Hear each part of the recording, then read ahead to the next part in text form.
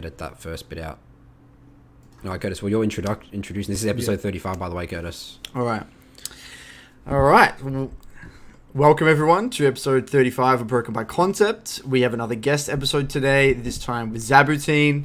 Some of you may have seen him on the NALCS. He's been a head coach for, I believe, 3 years. Was 2 years for Optic and 1 year for Immortals.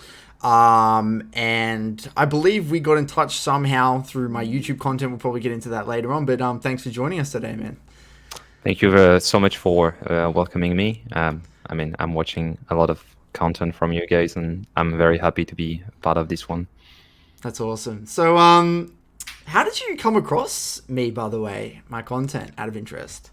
So, I feel like when I started being a coach, one thing I was very keen on was like just macro. You know, I had this kind of paradigm of macro fixes everything. If you're at the right place at the right time, things go smoothly, and then you can actually like do the right thing. You know, and the more you coach even on a professional level, the more you're like, but how do you get prior, right? How do you end up in this situation where you can actually do the right thing? And it ends up going back to laning. And because I was a caster before, and I don't think that casting really teaches you anything about laning, micro, how to optimize, how to become a better player, I had to learn more because I'm not a great player of League of Legends myself. So I just wanted to dig more. So I went to pretty much all the content that is available in English or French. And there is very few of it that actually digs down the rabbit hole in terms of the fundamentals of League of Legends and how you can improve. And so I tried to apply them on myself. I was like, can I improve myself, or at least feel like I'm playing better, even though I'm not climbing, because climbing is just it's a different process than just becoming better at the game or understanding why you're not good or why you did something right. And once I understood these fundamentals, I discovered that a lot of pro players play by instinct as well, and you can actually help them drastically by applying concept that you can apply in your Soloq queue, even if you're silver. And this helped me improving, and then I got kind of get passionate about like just laning in general, and like the first, I would say, 15 waves of the game are the most interesting to me at this point. So I started, and this is how I found your channel. It was like pretty much the two channels that I liked were Skill Cap. I think these guys cover the fundamentals very well, and you do much more like specific guides on one very single aspect of the game. So anyone who wants to like learn will end up pretty much on both of these channels, because anything else is very like, oh, Janna is OP, you need to pick her, which is like irrelevant to help anyone. Do you remember, Zaboutine, what specific video? What did you search up to find Curtis? What were you looking for? I think I was looking for just champion guide. I think it was a lot of countering champions, because I feel like there is one thing that no guide besides Curtis covering is like a lot of. You take a challenger player and he's gonna say, oh, for instance, I'm playing versus Zed and I'm pushing 3 and harassing him in the turret, and look, these guys ganks me into the middle of a massive wave and both of them die. And then you play and you have this massive wave and you get smashed. Like, you just not even, because the guy just sidesteps everything, understands how to position, his clicks are better than yours and stuff.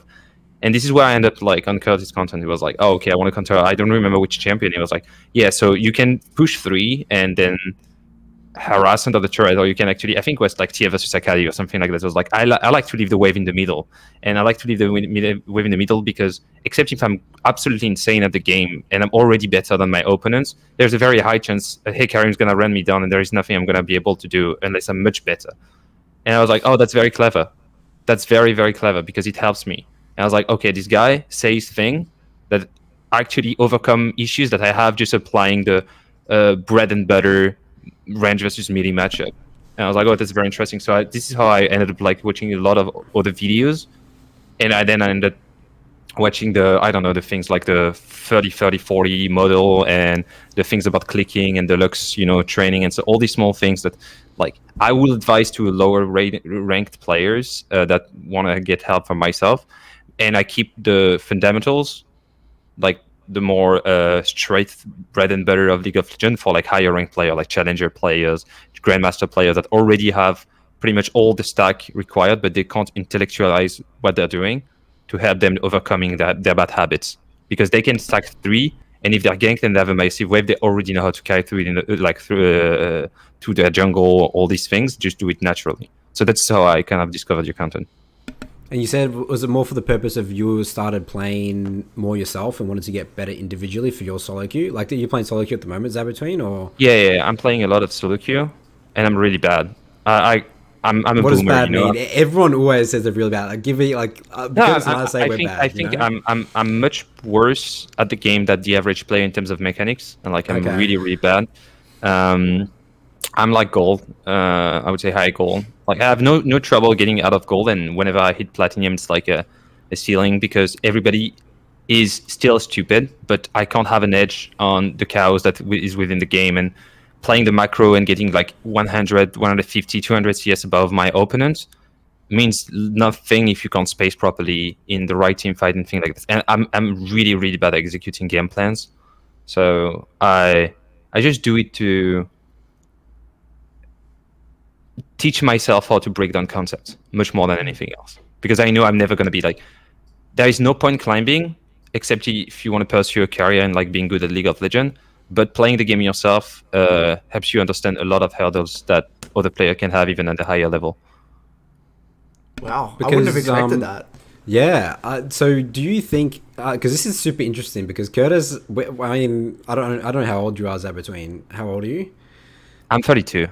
Okay, so Curtis, we're approaching 26. We think we're pretty good big boomers here. And Curtis, actually, I don't know if you heard our podcast. Curtis talked about a huge mental block Curtis had.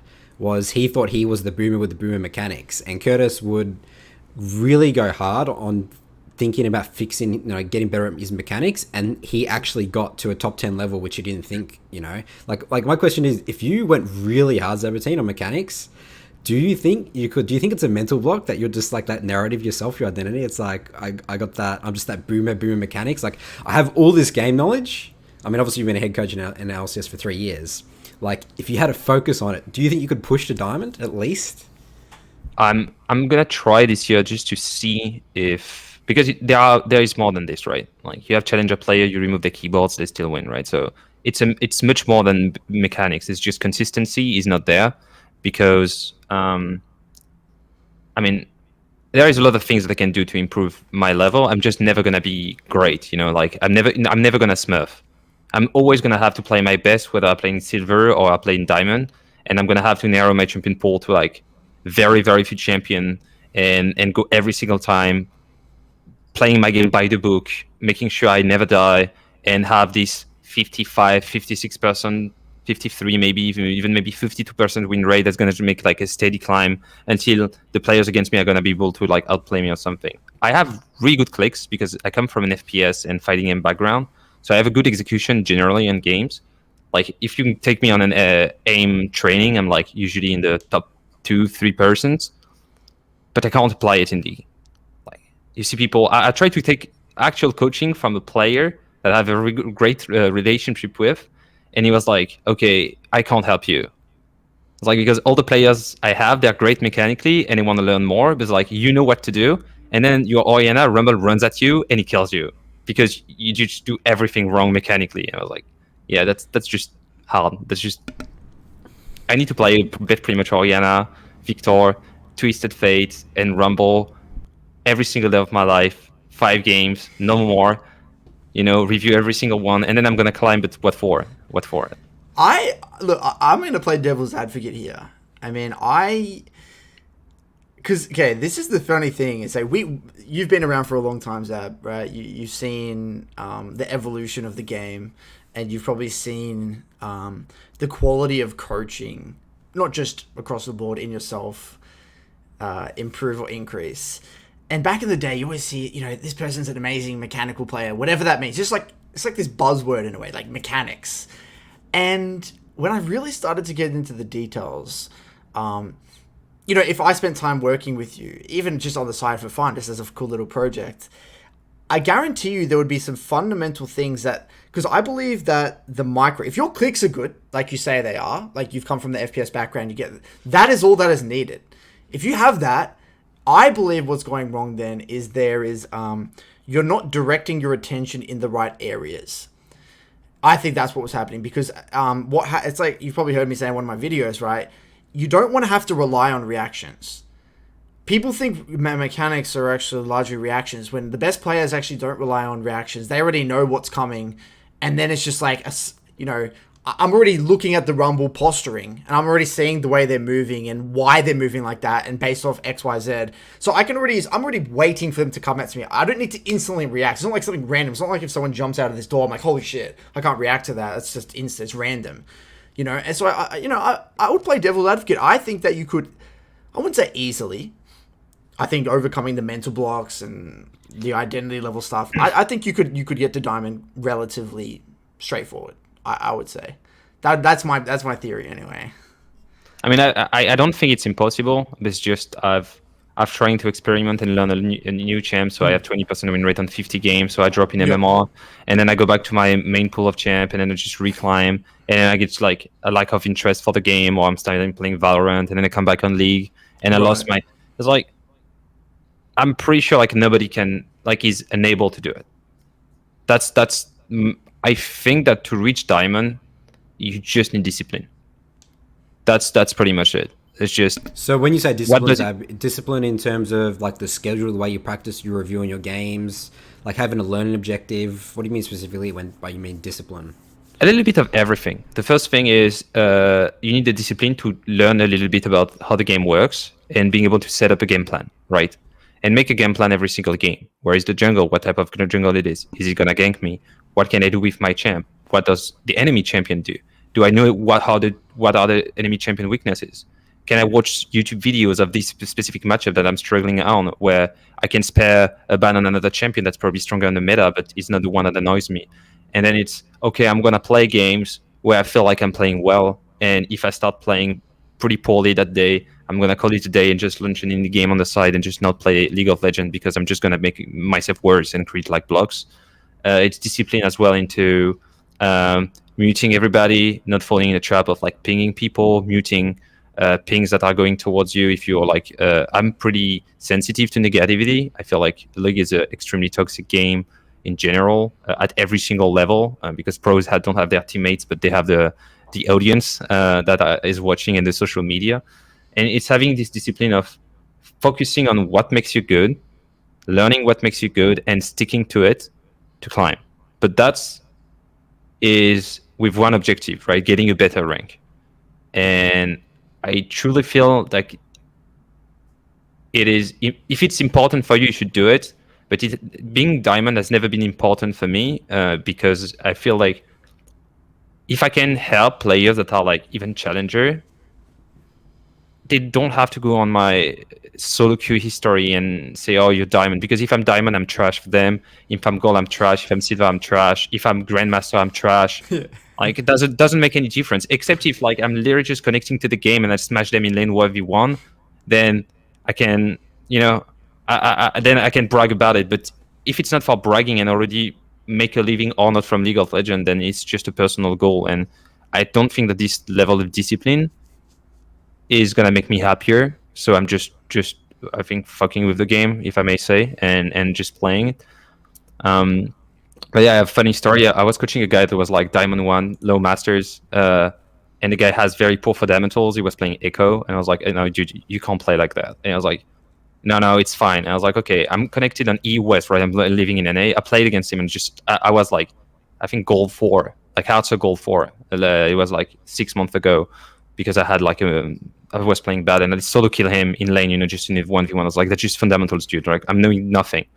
And I was like, if I face this guy in my solo queue, I'm gonna just spoon feed him kills, right? It was just, I was showing him that like without jungler, without nothing, he was just playing the game completely wrong, and he was consistently doing it. So it's doable, right? I'm not like, I was very, very decent at the game in the first 2 seasons, and then I stopped for like 4 or 5 years, and I came back, the game changed completely, and everybody got better.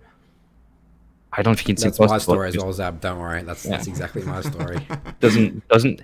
It doesn't matter, except if you want to make content out of it and you want to show your own solo queues. But I never be a Smurf. Yeah.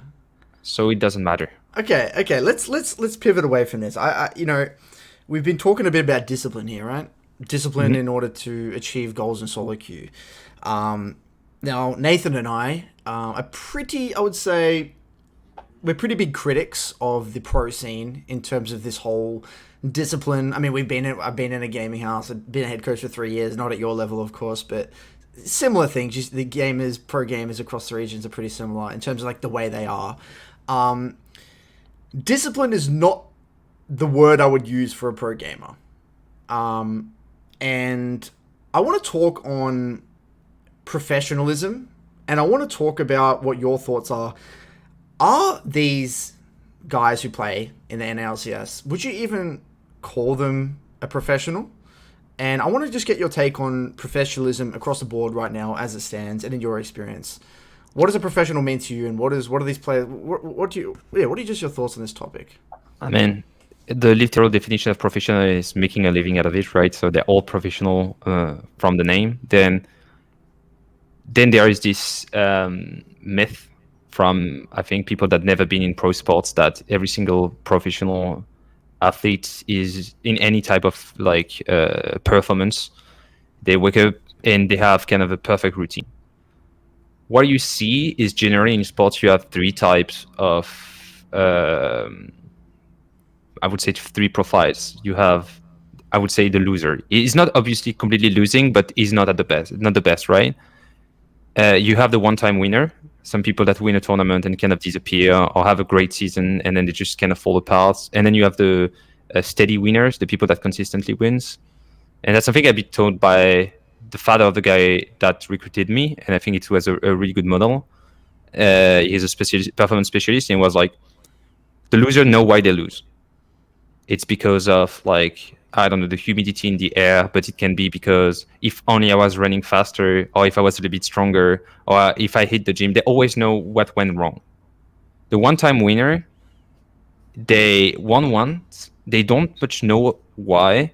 So what they do is they just work an incredible amount of time. That's the solo queue player, right? In the league environment, it would be the guy that lose a game of LCS, go back, play solo queue, and it's gonna play 16 hours a day and sleep like the remaining 8, and pretty much think about nothing else than league, because it doesn't break down by concept, doesn't really know why he's winning, it doesn't know why he's losing, but he won once. So he keep playing until like he's gonna get maybe a second shot at winning. And then you have the steady winners. And I think the big difference between, I would say, this group and the others is, if you ask any great sport athlete what makes you good, they say, oh, this is my routine. This is what I do. And it's not discipline, because it's not hard for them. Discipline is like, you need to keep doing what makes you good, right? And they know what makes them good.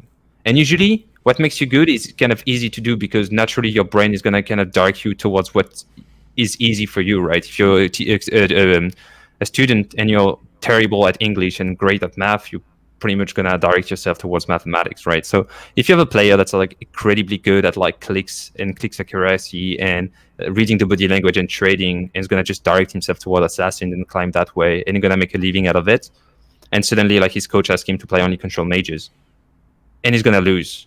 But if he has this process of like, okay, I'm good at these things, he can come back or find the control mage that's going to kind of fit his profile, right? That's the hard thing to do, because professional League of Legends has a very narrow amount of real champions. Like Lisa has 160 champs, and real League of Legends has probably like 70 or 80 that just like go in a cycle.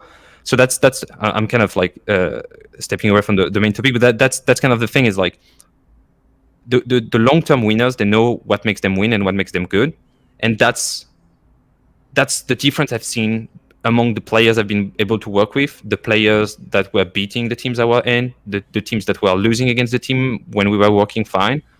And I think that the biggest hurdle in the professional league environment is the meta, because there is never the question about what makes us good as a team, or what's our playstyle, or what's our identity, and it's just what's the next busted champion we need to abuse, right?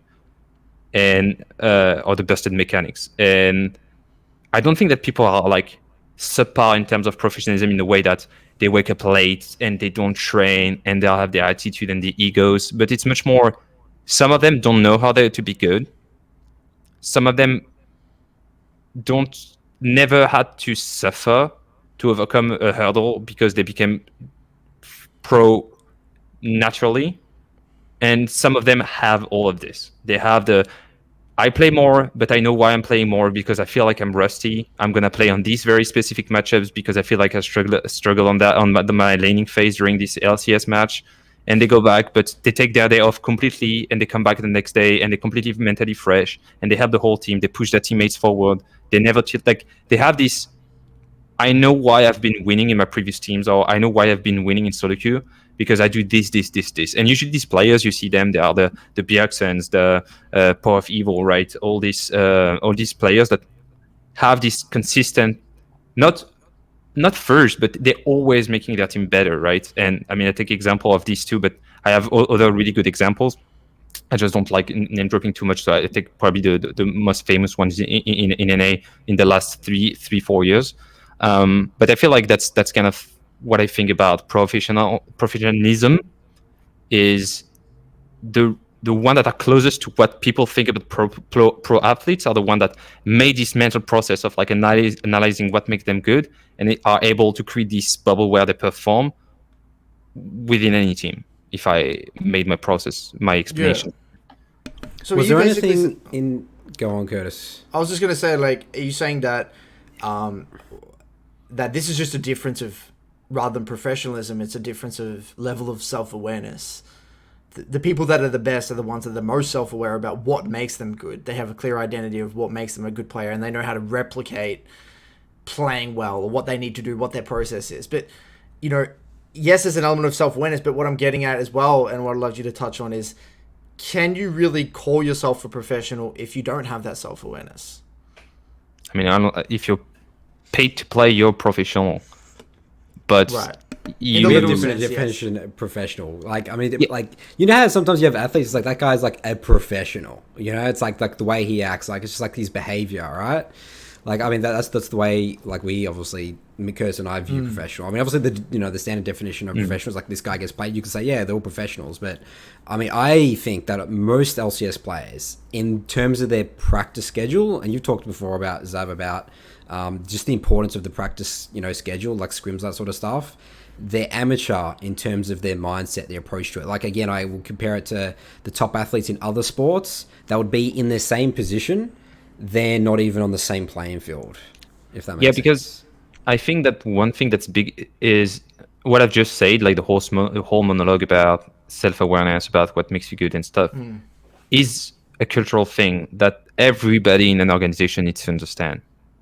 An organization needs to understand how much money in average, from the top to the bottom, right? How much money they average in terms of budget within the year, and what type of company they want to be, right? And have this self-awareness about what makes them good as a company with this image. You want to breed talent, you want to be the top team, you want to be the underdog, you want to be the import team, whatever you want to be, right? It's like there is a different type of teams. And then you're going to build a management around this idea. And this management is going to be the one that's good at doing that and be aware of their strength, right? It's always being aware of their strength. So they're going to do what you hire them for. And then they're going to choose players that actually fit these roles. And they're going to have the culture of like being good at, like, you've been picked for that. And these players need to know that they're good at what they've been picked for, which fits from the top management to the players playing the game, a whole vision on what you want to be as a team, right? And it's like, I feel like this thing, if you can take different bad cases, but I can take a good case. Team Liquid. Team Liquid is a team that if they recruit you, it's to win, right? And they're going to they don't care about what the payroll is. They don't care about the state of the market. They're always going to be willing to say, if you're picked to have this type of profile. And if you look at the players they have, they are all been consistently performing very, very high in their own position in comparison to the other like players at their position. In terms of ethic, habits, I don't know them like in like behind the scenes. It's very hard to say, oh, okay, this player is like going on parties and stuff, but and then what about Crown then, Zaboutine? So you worked with Crown, obviously. World champion season 7? Yeah. What was it like working with him? Like, obviously, I mean, if you think of it, he's the pinnacle. I mean, he was at that time when he won Worlds the best mid laner in the world, right? You had a chance to work with this guy. Anything? I mean, obviously, it was the bit of a language barrier. What specifically would you say was different from him than say the other players that you had on that team? Like, was Big on that team there or Dokla? Yeah, there was Dokla Big, Midios had Dardoch as well in academy, and had Arrow. I think it's very hard. The case of Crown is very unique, and I think like that has to come with the why, because you say the how, right? We are speaking a lot about the how, like the process, the professionalism, but the why, because the why drives the how, right? And when I got Crown, I got him after a hard year at Genji, right? And I think even his video with Core JJ was much more about the why you're playing, why you're doing so, why are you try harding, why did you come to NA, much more than the how, because he already won, and some players are looking for a reason to play after they won, right? And I feel like Kron, my work with him has been much more centered about the why than the how, because he was so good at the game. He was so above the other. Just if I can say the raw product, the raw player was so much better in terms of like laning, small trades, or everything was just he had an edge on pretty much any player he would be playing. That it was much more like working on being happy, having a routine of not pursuing being world champion. You've been world champion, you got it. What do you do now, right? And if you look at like his journey, has been Genji, Hardier, Optic, 1 year. Then he went to CLG, didn't do like he did 3 months, went to second division and took his retirement after. So I feel like it's hard to compare Crown 2016, 2017 world champion finalists and Crown that I worked with, because one knew exactly why he was playing and he wanted to be the best, and the one I worked with was looking for a reason to keep playing and keep doing what made him good, because he knew how to be good. Like it was not a problem for him. But pursuing this way of living needed a bigger reason than winning world, because he already did it. So it's a very different thing than a player that's just never gonna be at this level of play and is gonna make a career out of being in just a major league. Never speaking about all the players that go to Worlds, never make it out of groups, have their 5-6 years of career of like going into their league, whether it's LEC, LCS, LCK, and just be good at what they're doing, but trying to achieve this goal, because they have a very different way of approaching the game than the guy that already achieved his main goal. And I don't know, like maybe Curtis, you've been working with players that became like champion, and then afterwards it's a completely different player. Because once you reach your goal, if tomorrow I want to go Grandmaster, I reach Grandmaster, my approach of the game is going to be completely changing. And you need to find another goal. And that's why my experience with Crown, I think, is different than the general thing I would say about other players that I could work with. Okay. Now, there's so many, Nathan, there's so many areas we can go down here. We can go down, because I would love to hear your thoughts on the whole Korean import thing. You've obviously worked with Arrow and Crown. I would also like to hear your thoughts on what these players do specifically that makes them better. So I think we dig in here. I guess we go into. I'm fascinated in the how here, Zab. I know you talk about the why. Yeah, like you definitely got a point there. Yeah, I mean, once you win, it's like let's say, what do you think Faker's why is then, Zab? I think, and why is that different to Crown's? I think the why today is much harder to find than the why 3 years before, because I think that there is two types of long-term winners in terms of whys. They are the one that pursue literally the legend, like Roger Federer. Status. Yeah, okay. Like Roger Federer is just pursuing and like being the only one, right? And there's one rival, which is Rafael Nadal, and they can't stop, because if one stops, the other one is going to beat the other. So they need to have an absolutely insane routine, because their body has to follow the dance of just keep training like they're 25, but with special preparation, more like recuperation and stuff like this, because they are pursuing not the best at the moment, not the best in the next 10 years, but the best of all time, right? This is much harder. This is the hardest quest, right, in any single like activity. I think that Faker for a long time, because he's already the greatest ever, right? He's like Pelé in soccer. He has 3 world titles. Nobody can challenge that at the moment and for quite a long time. The question is, I think that what made Faker so good is he win the world title, go back to Soloq, because I think that the passion was for the game. And some players, the game is, I would say, I don't know if you know about Ryan Giggs, that played until 40 years old at Manchester United in soccer or football in Europe. And like, football is a therapy for me.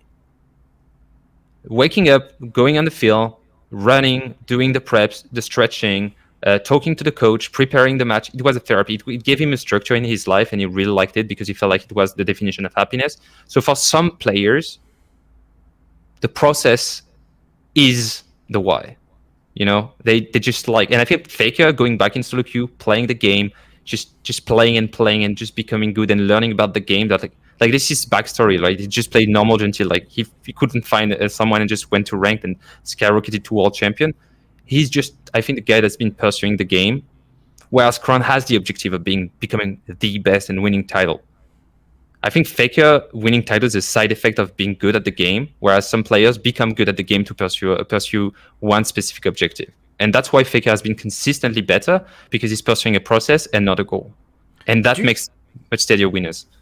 Do you think Crown, I mean, like, they talk about Crown's story, right, where he was like grinding every night, and like after he lost, right, he lost in 2016, and then they come back and win in 2017, correct? Yeah. Yeah. And he talked about that story where like he played ridiculous amount of hours and things like that. Like, do you reckon there's an element of that he was just, that's not replicable? Like, yeah, because a part of me who thinks like this is my view on League, how it's different to these sports. So you're talking about Rafael Nadal, you're talking about Roger Federer. A part of me thinks that becoming that GOAT status or doing what Faker has done is actually not possible anymore.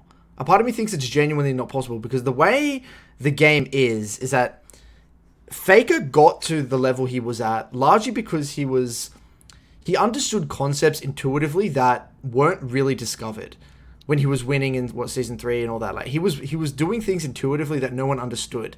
But I feel like he kind of got away with grinding and finding out these things intuitively that it's not possible anymore, because the game is like largely not sort of figured out, but the concepts are there. Like, you can really see the concepts now. A part of me thinks the game now requires such an intense time investment that by the time you become a world champion, or by the time you win X amount of 1 or 2 titles, you're so beaten down.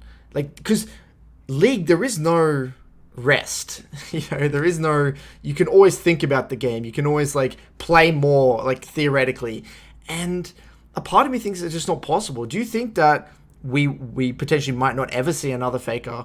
And do you think it was just right place, right time?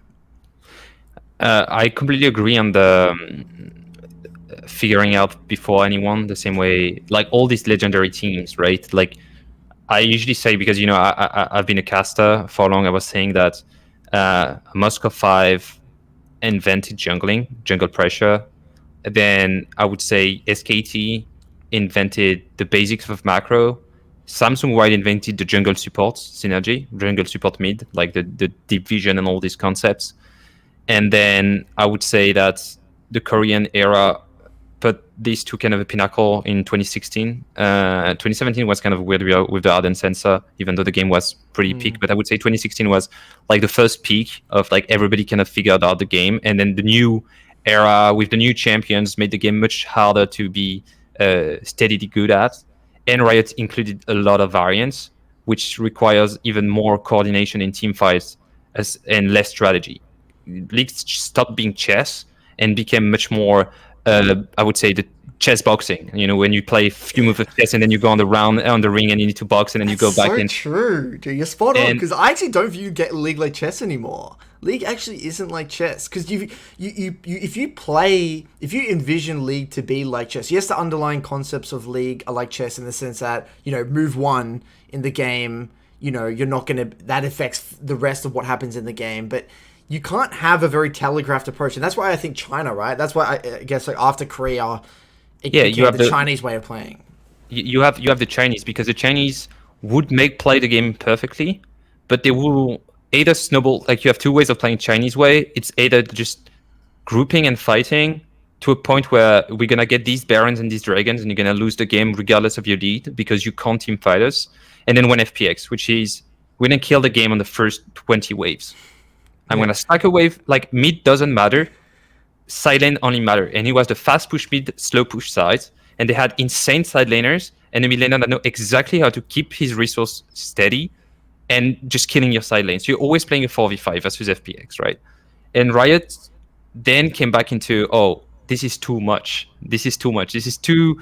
The game is broken because they broke the game and creating so much variance. So now they're coming back with a little more control. Like this year, for instance, there is this item that hasn't popped in any like pro play that we're going to see by the end of the year or the next year, which is the item that allows you to put 4 worlds. That's going to bring back all these 1-3-1 comp that we haven't seen like pretty much since 2017 because there is much less worlds on the map. And to play side lanes in Vision and buff jungle, which is impossible when you have 4 worlds. So this is going to appear at some point, I'm pretty sure, because if at least 2 players in the team can post 4 worlds, then you can go back to these I control buff jungles and I'm going where the enemy isn't. And you're going to have this passive play of like, I go left when you go right and I go right when you go left. And then I get so much on the sides that you can't really team fight me. But at this point, we're back in Korea because it's like Korea has caught up in team fighting. They caught up in lane pressure. They caught up in objective contest, but they have this, I would say, like here, the word discipline works fairly well of like doing the things bread and butter way, pushing the lanes, getting deep division, going back, pushing the lane, starting the objective, forcing you to take a bad fight, picking one, taking the objective, resetting, playing with the tempo, never losing the tempo, all these kind of things. So the game is back to Damwon, but he can switch back between Korea and China at any point, depending. I actually want to play devil's advocate here as well, because I don't think split push will ever become a thing again. I think the way the game has evolved is there's too much threat in the game. Like, if you think about back then when League was a split-oriented game, that was before people understood how chaos and like how to utilize tools properly. Like, if you think about how Camille was played when Camille was initially a champion, people played Camille a lot like a split pusher in a way. People played Camille kind of like a Fiora. Yes, they understood how to engage, and then people realized, oh, Camille Galio. But I kind of feel like now that's what we're seeing with Udyr, right? We're seeing the game won't get to that point because you've got an Udyr who's got Turbo Chem Tank and is running at your face and will just make something happen. So I'd love to get your thoughts on that. Like, do you disagree, or do you think split push can even be a thing anymore, even with Vision? Because it feels like they're there, but it doesn't matter. But hard split pusher like Fiora, no. But Camille is the prime example of fighter split pusher. So she can create pressure on side, and if she's mirrored by any type of global like Galio, Tamkench has become much weaker as well. That's why 1-3-1 disappeared, because Tamkench can soak the pressure on the midway.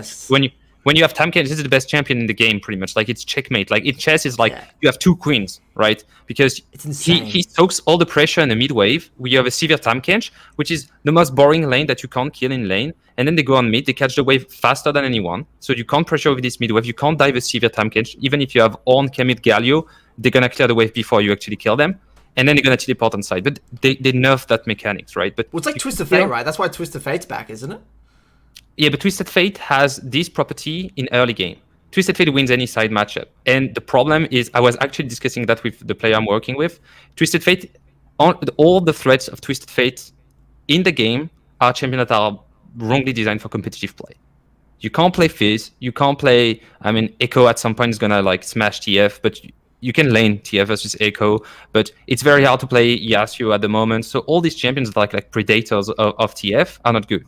And because of the lane priority and the first 6 wave or 9 wave that are so important in the game because of the stack and dive, you have to play a mage versus TF. And TF thrives into these matchups because he has enough wave clear, enough sustain, enough range to soak the pressure from a mage versus, like in any mage versus main matchup, if you're proficient at TF, he's going to have his recall at the last wave before level 6, and then he's going to win a side lane. And because the game is very snowbally by the nature, if he wins top lane, then you have TP advantage and you're going to get Drake, and then you're going to push bot and swap and get the Herald. If he wins bot, then this is the same thing, you get Drake and then you can swap for Herald. So it just unlocks the whole map. And then your side laner is going to consistently win, and as long as you don't see TF on the map, you can't punish a Camille. A Camille TF is pretty much a one draft if played properly. That's why, like, against Damwon, you see it banned so often. Yeah. Nathan, do you have something? Sorry. Okay, so I got to go back to what you were saying. I think there will definitely be another Faker. I think someone will win more worlds than Faker, 100%.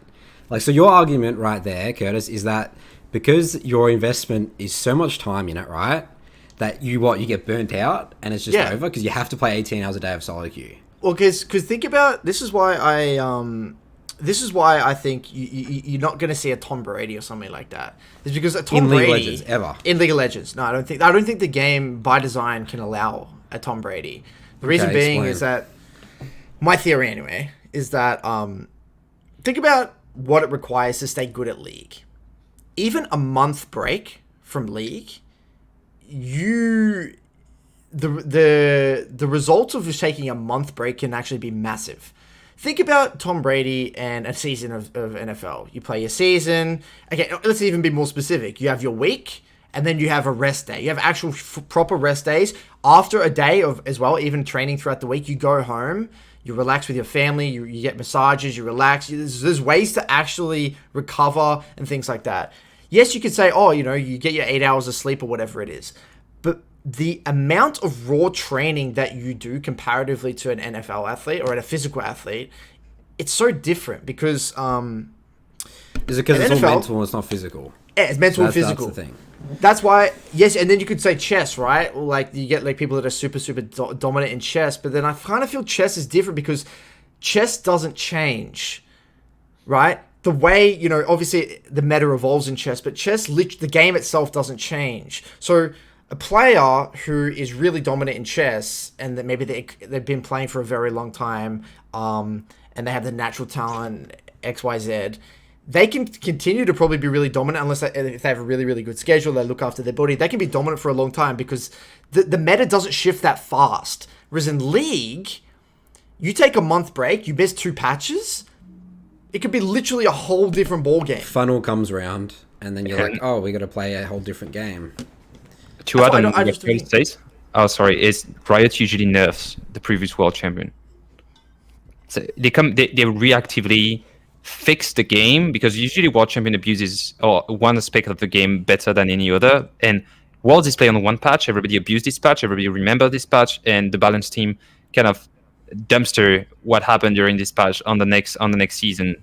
So it's even harder because you need to be able to win at different games within the game, right? It's not only just becoming good in a year span, it's being good on a year span, perfecting it to the point you beat absolutely everybody on World Championship, and you go back the next day. Like this year, it's like mobility. Everybody has like stupid mobility absolutely everywhere. It creates an insane amount of variance. You need to be able to team fight against the Stride Breakers, you need to be able to fight against the Gale Force, all these things have been included. And after Ardent Sensor, Samsung couldn't, like, they have to play a completely different game. They removed the worlds. It was a completely different era. Like, we speak about eras with patches. Chess, like, Kasparov has been able to, like, I think, stay world champion for 18 years. It's the very same game. If Kasparov comes back tomorrow, he's going to obviously chess play differently. And he's no older and stuff, so he's probably not going to be the best, but he's still going to be, like, extremely good at the game.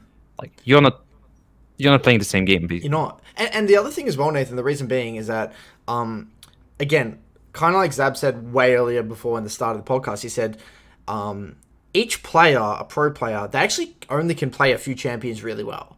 Like, you have your identity or your strengths as a player. For example, Power of Evil, like, he's probably only really good at like 3 or 4 champions. Like, he's got like Azir, probably Syndra, Orianna, and like something like that. He has like 3 or 4 bread and butter control mages that he's world class at. Now, what happens? This is why I'm actually a big critic of Power Evil, and I actually think TSM's going to fail miserably. Is because of Power of Evil. Thanks. Pretty much. Well, that's one person. I think there's multiple reasons why I think TSM's screwed, but Power of Evil I think is a terrible pickup. So it just comes down to meta. Just lucky of players for meta. Nathan, you can't be the best of all time. Like, how can it be this, Nathan? How, like Zab just said, I go into Worlds. I play my famous Orianna, and Orianna happens to be meta where I have a lot of success. This is what Dopa said about World Champ. Winning Worlds is actually largely luck. You got to be really good at the champions that are meta, and all your team needs to be good at all the champions that are in the meta, and you need to be the first to either invent the meta or adapt to the meta. Now, what's going to happen next year? Maybe it's Aurelia and Akali. Maybe it's Zed and Talon. I don't know. And then I'm no way going to be as good as I am at Orianna as those champions. and then not only just individually, the team I'm going to be with as well. It's just the chances that one player now more than ever can be, especially now how complex the game is and how fast. So the game's too complex now because Faker, assassin player, in season 3, can't remember what season it is. World's 5 games of Galio in a row. Well, I think Faker was special, Nathan. The reason I'm saying is because he understood concepts that weren't like he had an actual kind of like a god mode in a way where like he understood concepts that no one understood because the game wasn't solved, Nathan. You know what I mean? So you wouldn't say that he was just flat out the best mechanical player? No. Faker's never been the best mechanical player. In season 3? Maybe in season 2, season 3. Yeah, maybe. I don't actually know enough about the mechanics back then. I just think he understood. And everyone's just caught up. It would just be impossible because everyone's just caught up, and then also the meta, and everyone sort of understands. So you're basically saying the game's solved. We agree that the game's solved. League of Legends is solved, right? I think what's important is how do you create an edge, right? I think that's a really good point. Is like, what does it take to create an edge over another player? If tomorrow I want to play Irelia, how much? Like, imagine. Let's assume that the best Irelia player is Chovy, right? He's absolutely amazing on the champ. There are probably one tricks that are even better than him on the Chinese Super Server or in Korea. But let's assume that among the pro players is better. If the meta becomes Irelia, how much does it take for me to become better than Chovy? In terms of work, knowing that if Irelia is banned, I still need to fall back on my Syndra, I need to fall back on my Orianna, I need to fall back maybe on my Akali, I need to fall back on I need to learn Renekton mid if I want to counter Chovy, but at some point if Renekton is banned and I need to first pick the Irelia, right, in the draft, how much time does it take to become proficient on the level of Chovy? Because he picked the champion when it got like changed in 2018, and he has been playing it for fun every single day since then, right? Or at least like once in a week, or often enough to actually keep up with the champ. But if tomorrow I jump and I'm really good at the game, and I'm like 16-year-old prodigy, and I'm insane on Orianna Syndra, and I'm really good on Akali, and I'm really good on Yasuo, but the meta comes that you have to play Irelia, how much time does it take? It's not impossible. I think someone like Showmaker has probably, if there is one guy at the moment I would say has the biggest edge on any other player on the planet, is Showmaker for me, because he plays such a defensive style where he just refuses to make a mistake and you're going to make one before him. He's the most defensive. It's not about mechanics, only defending, like not making mistakes. That's why it's so hard to beat him. But if you back to the point, how much time does it take? And you have to do this with the champion that's going to be meta on the patch, and hope that you're going to do it like 2 years in a row. So you just don't have enough time. It's just not possible, right? Yep. Yeah, agreed. So what was Crown's edge, would you say, Zaboutine? Like, he was so lucky in the meta. He was lucky. So lucky. I mean, for me, before you answer, I just think it was lucky because like he found out about Malzahar. And he had like this very niche Malzahar. I think there was an element of luck, and also his champ pool that like QV at the time was like really good at Gnar. Gnar was like the meta top lane pick. Gnar Cannon. Yeah, Gnar Cannon was like the perfect QV meta. It was the perfect Crown meta with, I think it was like, was it a Malzahar and like a Zero or something like that or something? It was Miles. I mean, it was not really interesting because like mid lane was literally just not a lane at this point. Yeah. It was just a bot lane meta, and they had the best support in the world. I think RJJ back then was the best support, and they had the best AD, which I think Ruler is like a very unique player in the sense that he's always in pretty much the top 5, top 7 players at his position since 2016. But I would say Crown has an edge in terms as a player, much more than luck, because he was at the world. He went back-to-back in World Finals. That's not something you do by luck. Because the year before, he was the best Victor on the server. This is probably the best final of all time, right? The 7-hour BO5 where both teams were playing so well in terms of macro that every team fight was like 1 HP away, with the top laner dying and tipping back in the team fight because he had the time to actually resurrect. It was crazy. So I think he was absolutely insane at the game, and I saw him playing champion like Zoe in scrims. And I haven't seen a lot of players playing Zoe that way. I haven't. I've seen a lot of screams. I've seen a lot of replays. I've seen a lot of solo queues. What this man can do, I think he's naturally excellent at the game. But this is what I'm saying. When everybody's excellent and you have to be facing Rookie, Showmaker, Faker, all these Knights and Yaga, what does it cost to create an edge? And usually, no, after I would say 2018, 2019, a patch is all it takes. And this is where the patch roulette comes when it comes to Worlds, because it is very hard for a player, even someone like Kron, even someone like Faker, that have everything figured out, to be able to steadily win tournaments, because they need to be good on every single busted champion that Riot releases, on top of keeping their level on the current ones. Yeah, it's dope. It was spot on, Nathan. It's literally like Worlds. The team that wins Worlds yes, they are the best. You can't deny that they're not the best, but they hit the jackpot with the meta, with the right place, right time. And Nathan, think about Direwolf's experiences in Worlds. We go to play-ins, and what do we say every single time? It's whoever can adapt to the meta the fastest, or first of all, it's either one or two things. There's three options when you get into a tournament. You're either sticking to your guns and sticking to your identity as a team and playing what you're very good at. Okay, a lot of teams go into group stages and they all in on their identity and they get really good results, but usually they don't get that far. They only get to like quarterfinals, sometimes semifinals, because at that point, when you're at that level, you just have to play the meta. You have to play the way the game is most optimally played.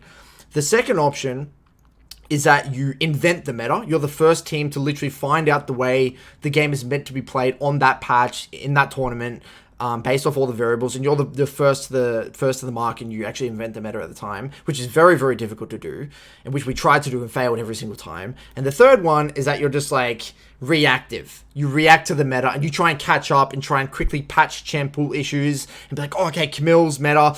Oh, can we play Camille? Okay, I'm going to spam Camille for 2 weeks before Worlds. You know, that sort of shit. Like, you can kind of adapt to the meta. And I feel like the best teams already kind of have an edge. They're very lucky in the sense that the champions that are in the meta are already what they're very good at, but also they're on the meta, they're on the ball very early on in the tournament. And so they've had plenty of time to practice, then plenty of time. They really, really understand the meta inside and out. They know what's worth trading and what's not worth trading. And this is why my theory of the best players in the world, what a best player now looks like comparatively to what it used to be when Fake was the best, was that now you see players like Chovy and Showmaker. What makes them so special is not their mechanical ability, not their ability to get solo kills or carry a game, whatever it is. They can play everything incredibly well. They can play 60 champions to like a high challenger level in Korea. We're talking like a massive amount of champions. And he doesn't do anything. They don't do anything special a lot of the time. You watch a Chovy VOD or a Showmaker VOD. They actually don't, like, you watch a Knight or a Rookie. Knight and Rookie are going to do something that you step back from your computer and you're like, holy shit. Like, that was insane. I would never think of that. But you look at Chovy and Showmaker, and you're like, yeah, I guess it makes sense. It's just executed flawlessly every single time, and consistency, and they just get results because they can play at that level again and again and again on every champion. But that's so hard to do. So hard to do. And you have do you remember the challenge of Showmaker when he went challenger playing a different champion every single game, right? It's crazy. And you look at Chovy or even Knight, the CS per minute on every single champ is like completely over the top. Like getting past 10 CS on every single champion is absolutely crazy. But to just come back to what he was saying, there is a really good interview from Edgar. I mean, it's probably lost in the internet. Edgar was the coach of Samsung Galaxy in 2017, and there's an interview and they ask, oh, who do you think is going to be the winner? And he said, the meta seems to favor bot lanes, and I think we have the best bot lane on the planet on the planet at the tournament, so we might win this one. And Samsung Galaxy in 2017, they were far from being favorites, right? SKT was the favorite one, and we are surprised to actually see Crown leave the trophy at the end, because we didn't think they would come so far in the tournament. But they knew from the get-go that it was a bot lane centric meta and it would be great. And the same way FPX, they had this ignore mid and play on LWX, right?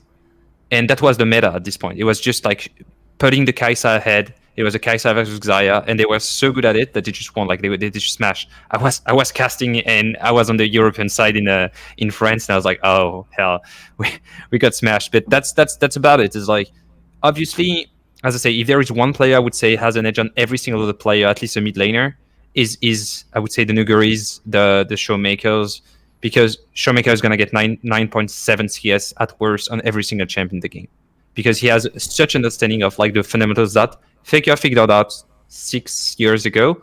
No, it's like figured out, but they play by the book and they don't make a mistake, and they just wait for you to try to outplay them. Yeah, but Showmaker didn't exist in Season 3. Like, he learnt this, right? or is he just naturally talented? Like, why I mean, can't there be multiple showmakers because I feel like I think every role? it comes to a very, very, very complex approach of the game, which is your mental buffer, right? It's like you have a stack of things that you need to process while you're playing, right? The better you are, the more I would say is below the level of the sea. If I take an iceberg example, so for myself, right, I'm pretty bad player. I need to think about my clicks. I need to think about the jungle tracking. I need to think about my matchup. I need to think about the cooldowns. I think Showmaker pretty much thinks about the map. He's at the level where everything, and this is very rare because like not every single brain is able. Like there's a StarCraft Pro players. Like there is thousands of StarCraft players in history. Why is Flash so good? Because he's able, not only knows the game, but he's able to automatically process an immense amount of information naturally. So he's focusing on creating the edge. Yeah, but this has got nothing to do with meta at this point, is it? Like, With what? guys sort of just this has got nothing to do with meta anymore. Yeah, but like this is why we say. I'm saying it's very rare to find these players, but I still think that if someone is like incredible at, I don't know, one new champion or Yone whatsoever in mid, and has an edge on Showmaker, and Yone is like the most busted champion at Worlds, it's going to be very hard for Showmaker to catch up. Agreed. But all around, I would say that Showmaker is the new version of Faker, which is a guy that can play everything, has the best fundamentals, and is able to consistently force you to make a mistake. But is he going to win Worlds 3 times? I mean... It's luck. It depends on who's on your team as well, dude. Because you're not going to... Like, you got to have this sort of player in every role a lot of the time. You got to have it in support. You got to have it in jungle. You got to have it in every role. But mid lane, it's the most... I would say it's probably the most important to have a champion Ocean in mid lane because of how how impactful. It literally just changes the game completely. Like, you got a Galio versus an Orianna. You got a Twist of Fate versus a Syndra. It literally changes the whole dynamic of the game. But what I'm saying, Nathan, as well, I think one thing as well you need to understand is that Showmaker, like Zaboutine said, Showmaker could go to Worlds, right? This is why a player like that, they're the only ones that will be consistent. Because, again... So he might be consistent, but he's not going to win Worlds. He'll be at Worlds, but he won't win it. He could. It depends on the rest of his team and everything. But like Zab said, what if it's it's strictly Akali, Aurelia, Yone meta, and then the mid laner on Fnatic is just like an amazing at those 3 champions? They could win. But what if the meta evolved and it was like a combination of all these champions, or maybe none of these other mid. What if Cyan mid? Whatever it is, yeah. Who knows? That's where Showmaker's going to win every time. Is it possible for Riot to get to a point where they patch the game where their meta almost doesn't exist anymore? Or is that a ridiculous statement? They don't want it. I don't think they want it. I think it comes to a very long topic on what's the goal of balance and what Riot wants to do. But I don't think Riot wants it. Do you think they intentionally not trying to fully balance the game? I don't think they want a balanced game. They want to change what's exciting for the people to watch and for the players to play. That's a dead game that's still alive. Like, the game is past 10 years now. So what's important for... Even Counter-Strike had to change in some form to keep the players excited, because obviously patches are changing the way you get rewarded, right? That's why game designer jump in. But they have been changing the way you get rewarded by a landscape in the last 3 years, I would say, right? It's like they just create more and more variants in a way that nobody is perfect at the game. That's what they want to do. And this is what makes the game exciting, is the fact that they just reach the depth and the complexity in a way that nobody can cover the whole matrix at any point. Yeah. And then and on top of that, they just shift what's important to be, what's the important skill at the moment, in a way that the game is never able to be covered. They never want the people to figure out the game. That's the goal. That's not balance. That's renewal. So I want to kind of switch it up a bit here, and given your French, yeah, I think that the French league is unbelievable. I'm a massive fan of the French league. I think the French players right now, especially in mid lane, is just unbelievable. And I want to get your thoughts and just walk me through. There is so many amazing French mid laners out there. And I look at I remember I was watching what's the league? I subscribed to their YouTube. I was watching some of the VODs. I'm like, What's the actual league called? Oh, it's LFL. LFL, that's right. And I was watching. I was like, "See, this guy in Soloq, this guy. There's like 4 or 5 young French mid laners that are like, across above 1k LP, an EU challenger, and they're all insane." So what's going on with the French league right now, and what do you think the future of the French league is? I feel like it's a blend of a lot of really. I don't know if it's luck, but there is some part of luck in anything. So we have a new generation of players that want to win worlds, and I think that the first thing to be able to do it is to think about it, and they don't want to go anything besides going to worlds and win it, because I think that we can thank in Europe G2 for paving the way of thinking that it is possible. Because before G2, nobody thought it was possible in the West to do anything close to above semifinals, right? And they made it. Like Fnatic made it with Caps, and people were like, "Oh, if Caps do it, I can do it." And if you look at the first games of Caps, the first year of Caps is not even like it was perfect. So I think there's a whole generation of European players that are like, "I can be the new Caps." And once you just you light the flame. I don't know how to say it in English, but once this spark exists, then it creates a new generation of player pretty much. And in France, there is this kind of like contest between all the players on who's the highest rank. This is a banter, daily banter. If you're highest rank in Soloq? Yeah. In the US, they play in the US, right? Yeah, exactly. They play in the US. It's a daily banter. Like one of my friends is a caster. He stopped being a player. He's top 10 support. He was top 10. I think he even came top 4. He's a caster. He stopped being a pro. He's top 4. It's like you can't. And if he gets out, everybody's bantering him. You don't have the right. So there's like this level of competition between the people in a certain region. Yeah, exactly. Pushing each other because everyone's trying to be better than each other. That's an arcade in Japan. An arcade in Japan, where in your arcade you walk and you have like Daigo and Tokido and whoever and Anuki and you can't play. You just put the coin and just pay them to play pretty much if you're not good. So you have to grind. And if you're not in a 1k LP, you're irrelevant. Like your opinion doesn't matter. You don't have the right to talk, right? You just don't sit at the same table. So there is this kind of 1k LP barrier. And I was working a little bit by the end of last year with a player that now actually works in LFL and plays in LFL. And I was like, I'm very good. I was like, yeah, you're great. Like his communication is really good. Mechanics pretty good. Very good fundamentals. And he was like, yeah, but I'm not picked. I was like, what are you doing, man? Just go in solo queue. What's your rank? And it's like, I'm 200. I was like, if you're 200, just don't even push. Like, don't make a tweet. Go in solo queue, get your 1k LP or get close to 1k LP, and people are gonna start noticing you. Nobody wants someone that can't reach 1k LP. Like, it means you're not even worth It's playing. like the baseline. It's like that's what I say as well. Because I'm working with a European mid laner as well. I'm very passionate. I want to help him go pro. His name's 610, and he's a European mid laner. And he does everything, like schedule. His life is getting better at the game, and I'm not super familiar with the European League. So what advice? Because my advice, because he's 16, I said I don't actually really want him to play in like a subpar amateur team.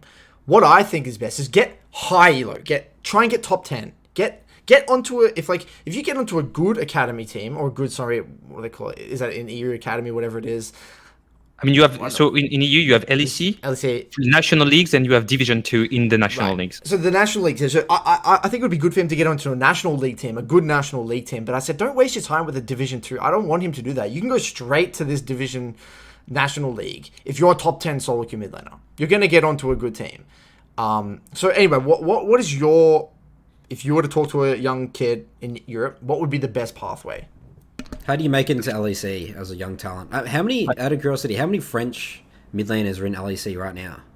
One. No, two. I mean, Niski is French speaking, but he's Belgian, so there is only Vito. Okay.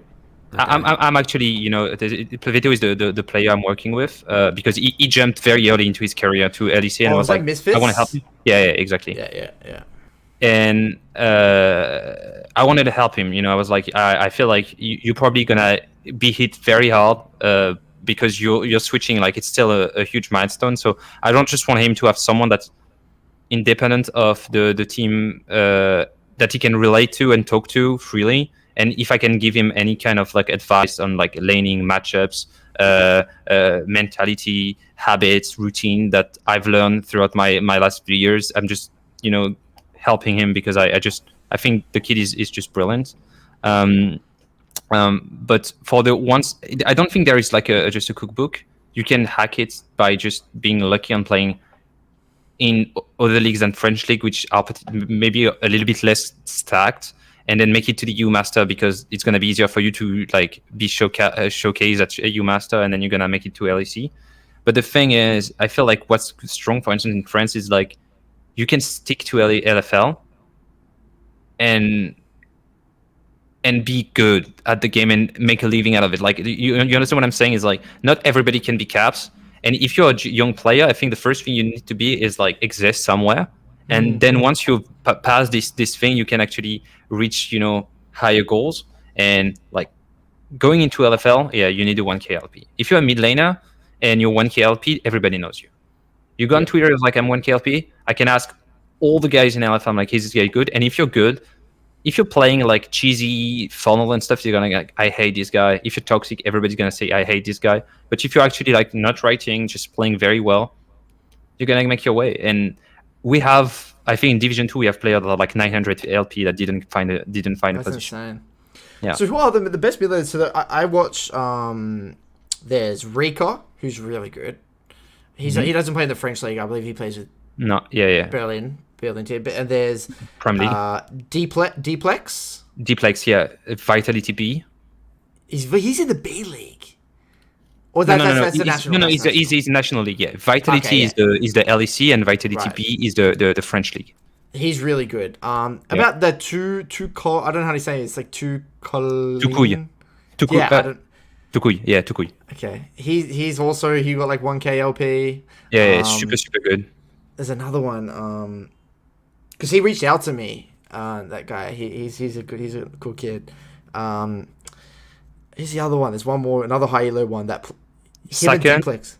Yeah, I mean you have Sakan, you have Pac, Certus. That's super good. Certus is good as well. Certus, yeah, it's just insane. And they're all insane. So like, you think this is just all because of Caps leading the way and just being an inspiration to a lot of them? I feel like it helps a lot, and I still feel like it's just, as I say, you walk into the right arcade in Japan and you don't understand, but you need to be so good to exist, right? It's like there is one player that plays in Prime League. His name is Nuclear. This guy is Nuclear. He's another one. Yeah, Nuclear. Yeah, he's extremely good at the game. Couldn't find a job in LFL. So good, dude. Couldn't find a job in LFL because why it's so did that guy not get a job? I don't know, man. I'm not running the team selections in LFL. I know these people because I'm French, so I get to kind of know everybody. But I feel like it's extremely competitive this year. And I don't know if you saw the viewership, but I think the viewership on the first 2 weeks of LFL is higher than LCS. Wow. Because we had like 200K at some points of viewers. So it's like, it's crazy. The hype is crazy. The level is very, very high. I've seen teams in NFL playing better than teams in major leagues. And that's kind of the unique case of Europe. We have a region, but we have countries. And that makes such a big difference in comparison to, I don't know, NA or any other region on the planet. So Zaboutine, are you trying to say that LEC teams don't know how to recruit? They do. Everybody does it very well. It's just very hard because one is stacking so many talents. This is what I say. Literally, this is what I say to some friends in LEC is like, having a great sports project, having smart coaching, and having good winning players might not be enough because it's so competitive. Like LEC is extremely competitive this year. And it's a detail, right, that wins you the game. So it can be a Baron play, it can be a ward, it can be one TB play, one lane that you took bad, and Caps are gonna just win the game. That's over. Dude, so you need to be I don't know what you think, but when I watch, like individually, I'm not even talking about the league level. The level of play individually in NA Challenger, comparatively to EU, it is significant. It is a very significant difference. So you've obviously been a coach in NA, and you've seen best of both worlds. You've been in French, been in EU, and things like that. Is the difference as big as people say it is? From my experience, and was watching the Soloq, I'm not there as well. Again, I'm outside of perspective. It looks bloody different. What are your thoughts? I mean, I feel like it's So it's funny because I started a concept that I stopped on YouTube, which was I just picked a matchup, and then by picking VODs I was showing people on stream by picking VODs how you can break down a matchup. And what's very funny was I think I took like Jax versus Irelia top at some point, and I was like Challenger NA, and they were making some laning mistakes. And then I take Diamond 1 Korea, and these people were trading perfectly. Like the trades were excellent. Like they were obviously like very, very small mistakes, but the micro trading was infinitely better. And you're like, oh, if I actually pick any person that has like reference on the game and I show both odds without telling them like which one is challenger, which one is diamond one, I'm pretty sure most of the people would say, oh, this one is from like the Korean one will be the highest ranked one. So it's a world of difference, but it has to do with it's a lot of things. It's a demographic, how many players play the game. I don't think that NA has as many players playing the game. Then how many people are trying to pursue a streaming, so they just become one tricks, right? The ping is a massive issue. I mean, 60 ping versus 12. Like in France, when I play at like 14, when I play in like right now at like 60. So it's all these things. So for instance, I have experience from last year I was working with Aka, and he arrived to Immortals and he was solo queuing, and he was like, oh, that's a big difference. And after a few weeks, he said, oh, picks like Victor or Kassadin are very strong. And tells a lot about the state of the game, right? Because if you go to China Super Server, you're gonna say, oh, Lucian mid is broken, or this guy plays Sion, I can't do anything because he dies my bot lane, the game's over. And you play in an it's like, oh, Victor is very strong. Why? Because it's very hard to, like, it doesn't play very proactively in solo queue. The games are very, very slow paced. It's very centered on dragon handshaking that you see a lot in LCS, where a team could get like 4 plate stop and just like run across the map to contest a drake that they could just not contest, and everybody just throws spell at each other. It's a lot of front to back. So that's just cultural, and it's created by the Soloq environment, because I feel like if I was picking all these guys from national leagues, not even speaking about France, but all these guys above 1k LP or around 1k LP, and just throwing them into the NA ladder, even with the ping, the games will become much faster paced. I just think it's a demographic problem where you were watching, maybe you weren't watching, but I was watching the finals of the North American tournament today, And what's very funny, it was C9 versus CL, right? And you look at just not the residency of the players, right? But you look at the nationality of the players. So you had C9, so Fudge is not an American, Perks is not an American, Sven is not an American. So you had Vulcan and Blabber in one team, and the two coaches are not from America. And then you have in Team Liquid, you had Tactical and Jat, who's the coach, right? And that's it. So it's not about like how do you fix. I think that NA more than anything has a demographic problem. It's what's the density of good players in NA in comparison to just a country in Europe, like NA versus Spain, like North America, Canada plus United States versus like Spain, or versus Germany, or versus France. And this is where, I'm not even speaking about China or Korea, right? Because they're like super, super big centers for development. But I feel like it's very hard to have a very competitive solo queue if you don't have enough players that are good enough at the game. And then when you play on it as a pro, it feels like a punishment, because you wait 20 minutes, you end up with a one trick, you ban his one trick, he runs your game down, you wait 20 more minutes. So in 6 hours of free time, you play 3 average game that go to 50 minutes with people typing, while in EU or Korea, you would have like 4 or 6 games. So what does that mean for Korean boot camps then? Do you like Korean boot camps? I think it's good I think European boot camps would be as good as Korean boot camps in terms of, because I feel like there is less hurdle for an American traveling to Europe, especially like the servers are like in Netherlands. It's like live there is pretty cheap next to where the servers are. Renting things would be very, very cheap, and they can have like 6 pings as well. And it would be at least very close to what they can have in Korea, or they could go to China and work on the super server. But I feel like for NA team, it's very hard, because you can't do tryouts because of the imports situation, like the border situation in the United States. You can't import people freely to just try them, right? Because it's 9,000 kilometers, for instance, even if you import just from Europe. And then they need an ESTA, but you need to offer them a contract. So there is a lot of problem. Then if you sign the player, then you need to wait. And usually you get them by early January. and then it's like you open a box of chocolate pretty much because you don't know, like you haven't even tried this team before they play together. And then how do you make sure like the players you import keep being as good as they were when they left because they're playing on a bad situation? So you just send your team when the tournament is over to Korea, but you said it yourself. A month or even 3 weeks of not playing the game makes a world of difference. So when they come back and they take a break and they go back to the NA server, then the problem starts striking. Like, it's extremely hard for NA to. It's not impossible, and I think that this year a million of really good decisions have been made toward collegiate, toward like incorporating some people from OPL. I think that's the 105th next, the level below even academy, to have more players that are like structured and they can train in a better way. There's a million of good decisions that have been made, but I feel like this demographic and this technology deficit that they have make the region structurally weaker than Europe, Korea, and China. Right. Now I want to spice things up a bit. All right. This is something that me and Nathan are pretty passionate about.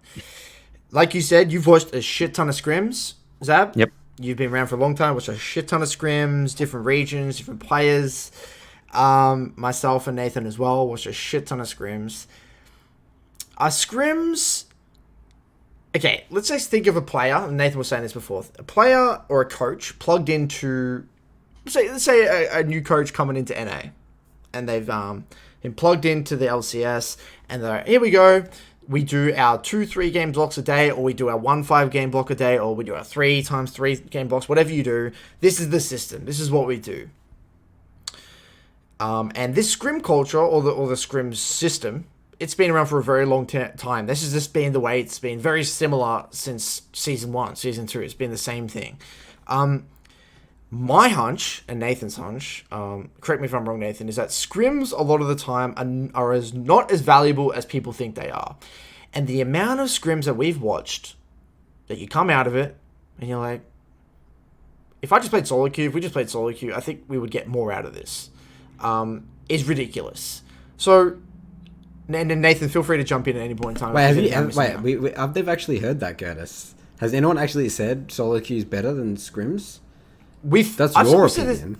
Okay, my opinion. A lot of the time was that there's no point as a coach doing this last game of this block, or even doing this second block of the day, rather than just, or even sometimes some points around the split where everyone is not adapting to the meta.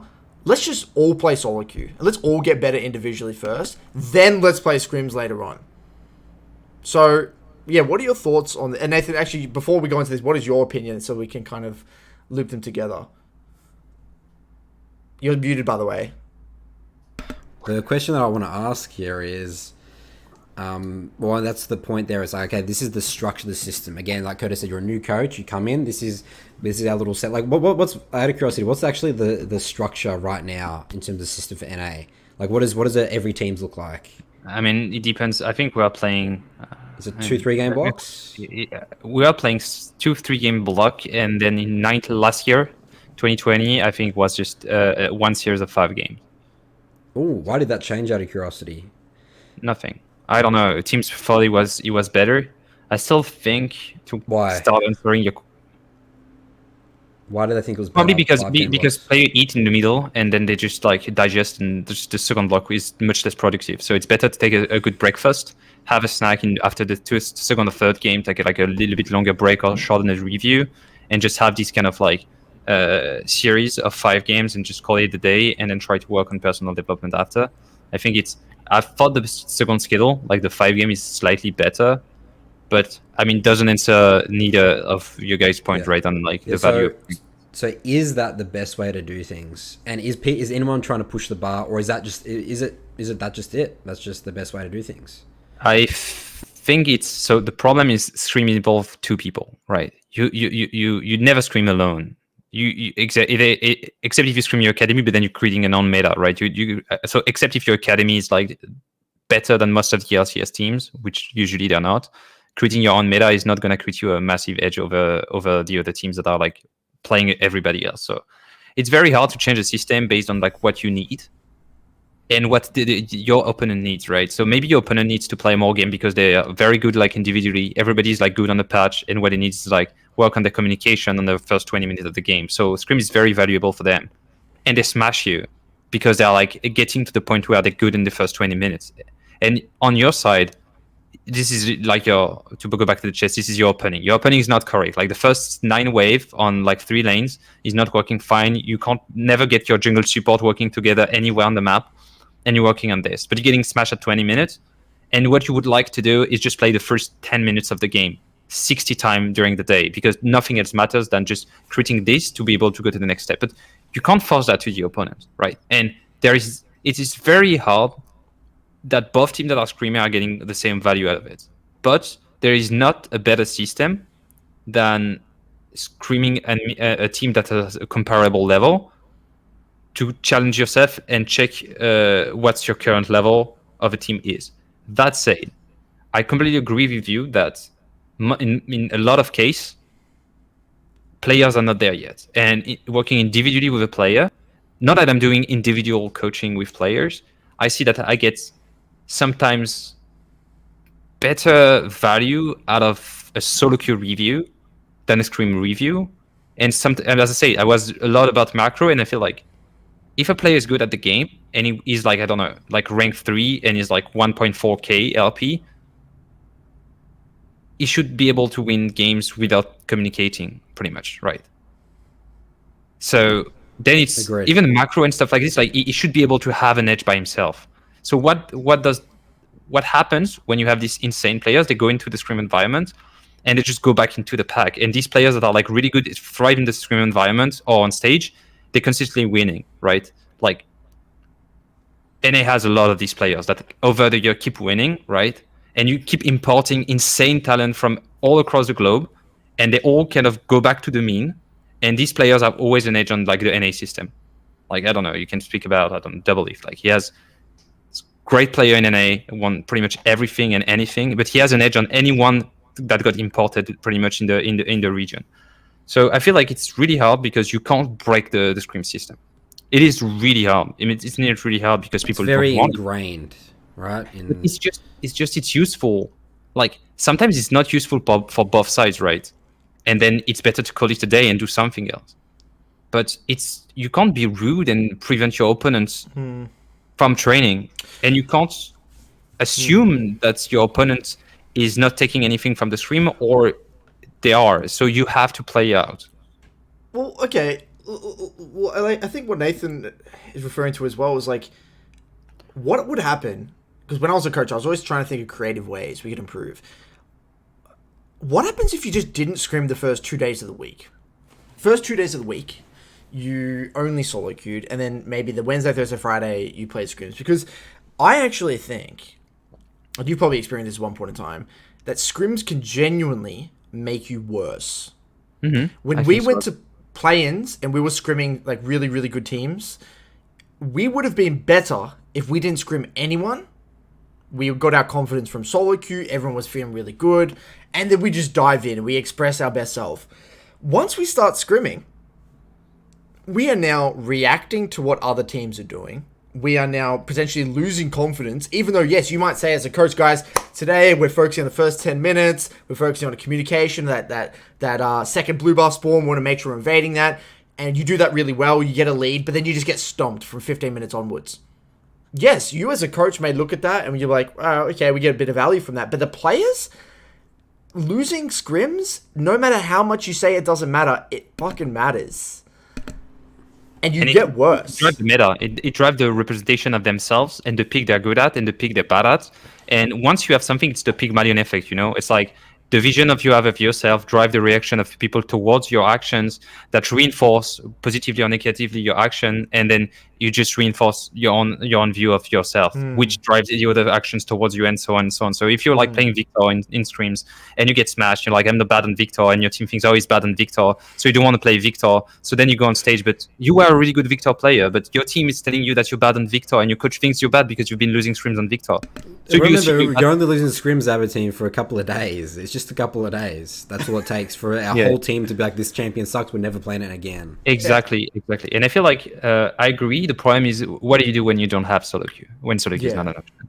Because I Yeah. feel like it's very true. If you're in Korea, and imagine everybody could stream, like there is no ping, and we all have access. I would say the players, okay, you guys connect on the Chinese super server this morning.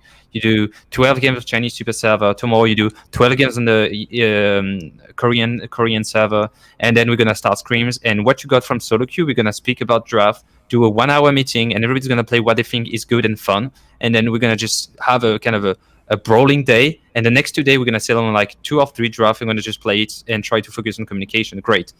What do? You go, you connect, you have a Nunu OTP that only wants to play Nunu. He gets banned. And then he plays Malzahar top lane and just his ghost cleanse and just runs an enemy turret. And then you have so a 20 you're saying this happens on NA, right? This is what. Yeah, and NA is all about this. Like I went into like I went to the restaurant after a day of work, and I go back to the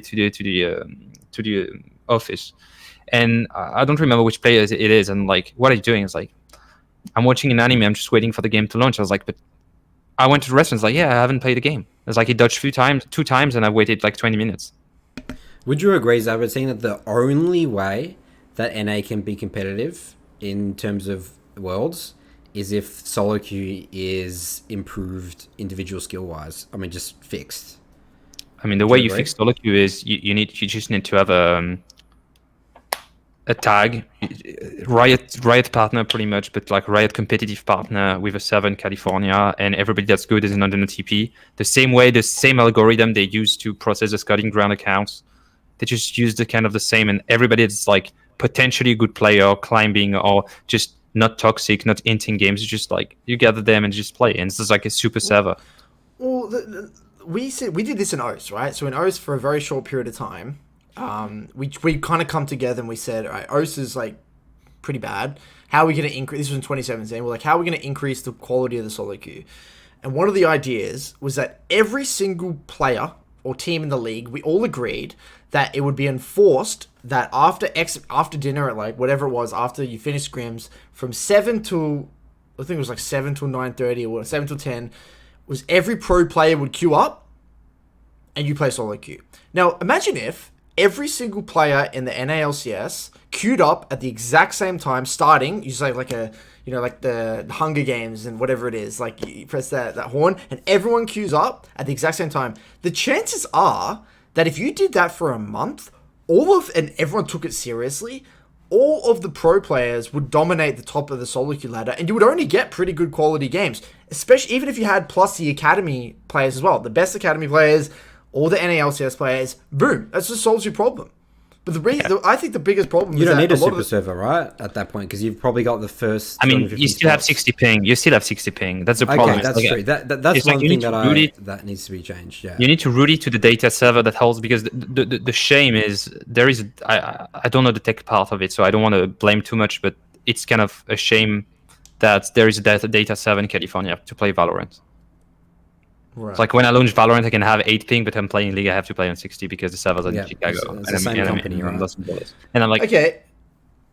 No, but Curtis, you don't. I agree with you, Curtis. I think it's a really good idea. I think it should be like you could enforce it. The thing is, Lighten, I'm pretty sure that you can get as much of a day from 3 scrims than you'd get with 5, because figuring out the meta is not as important as people think.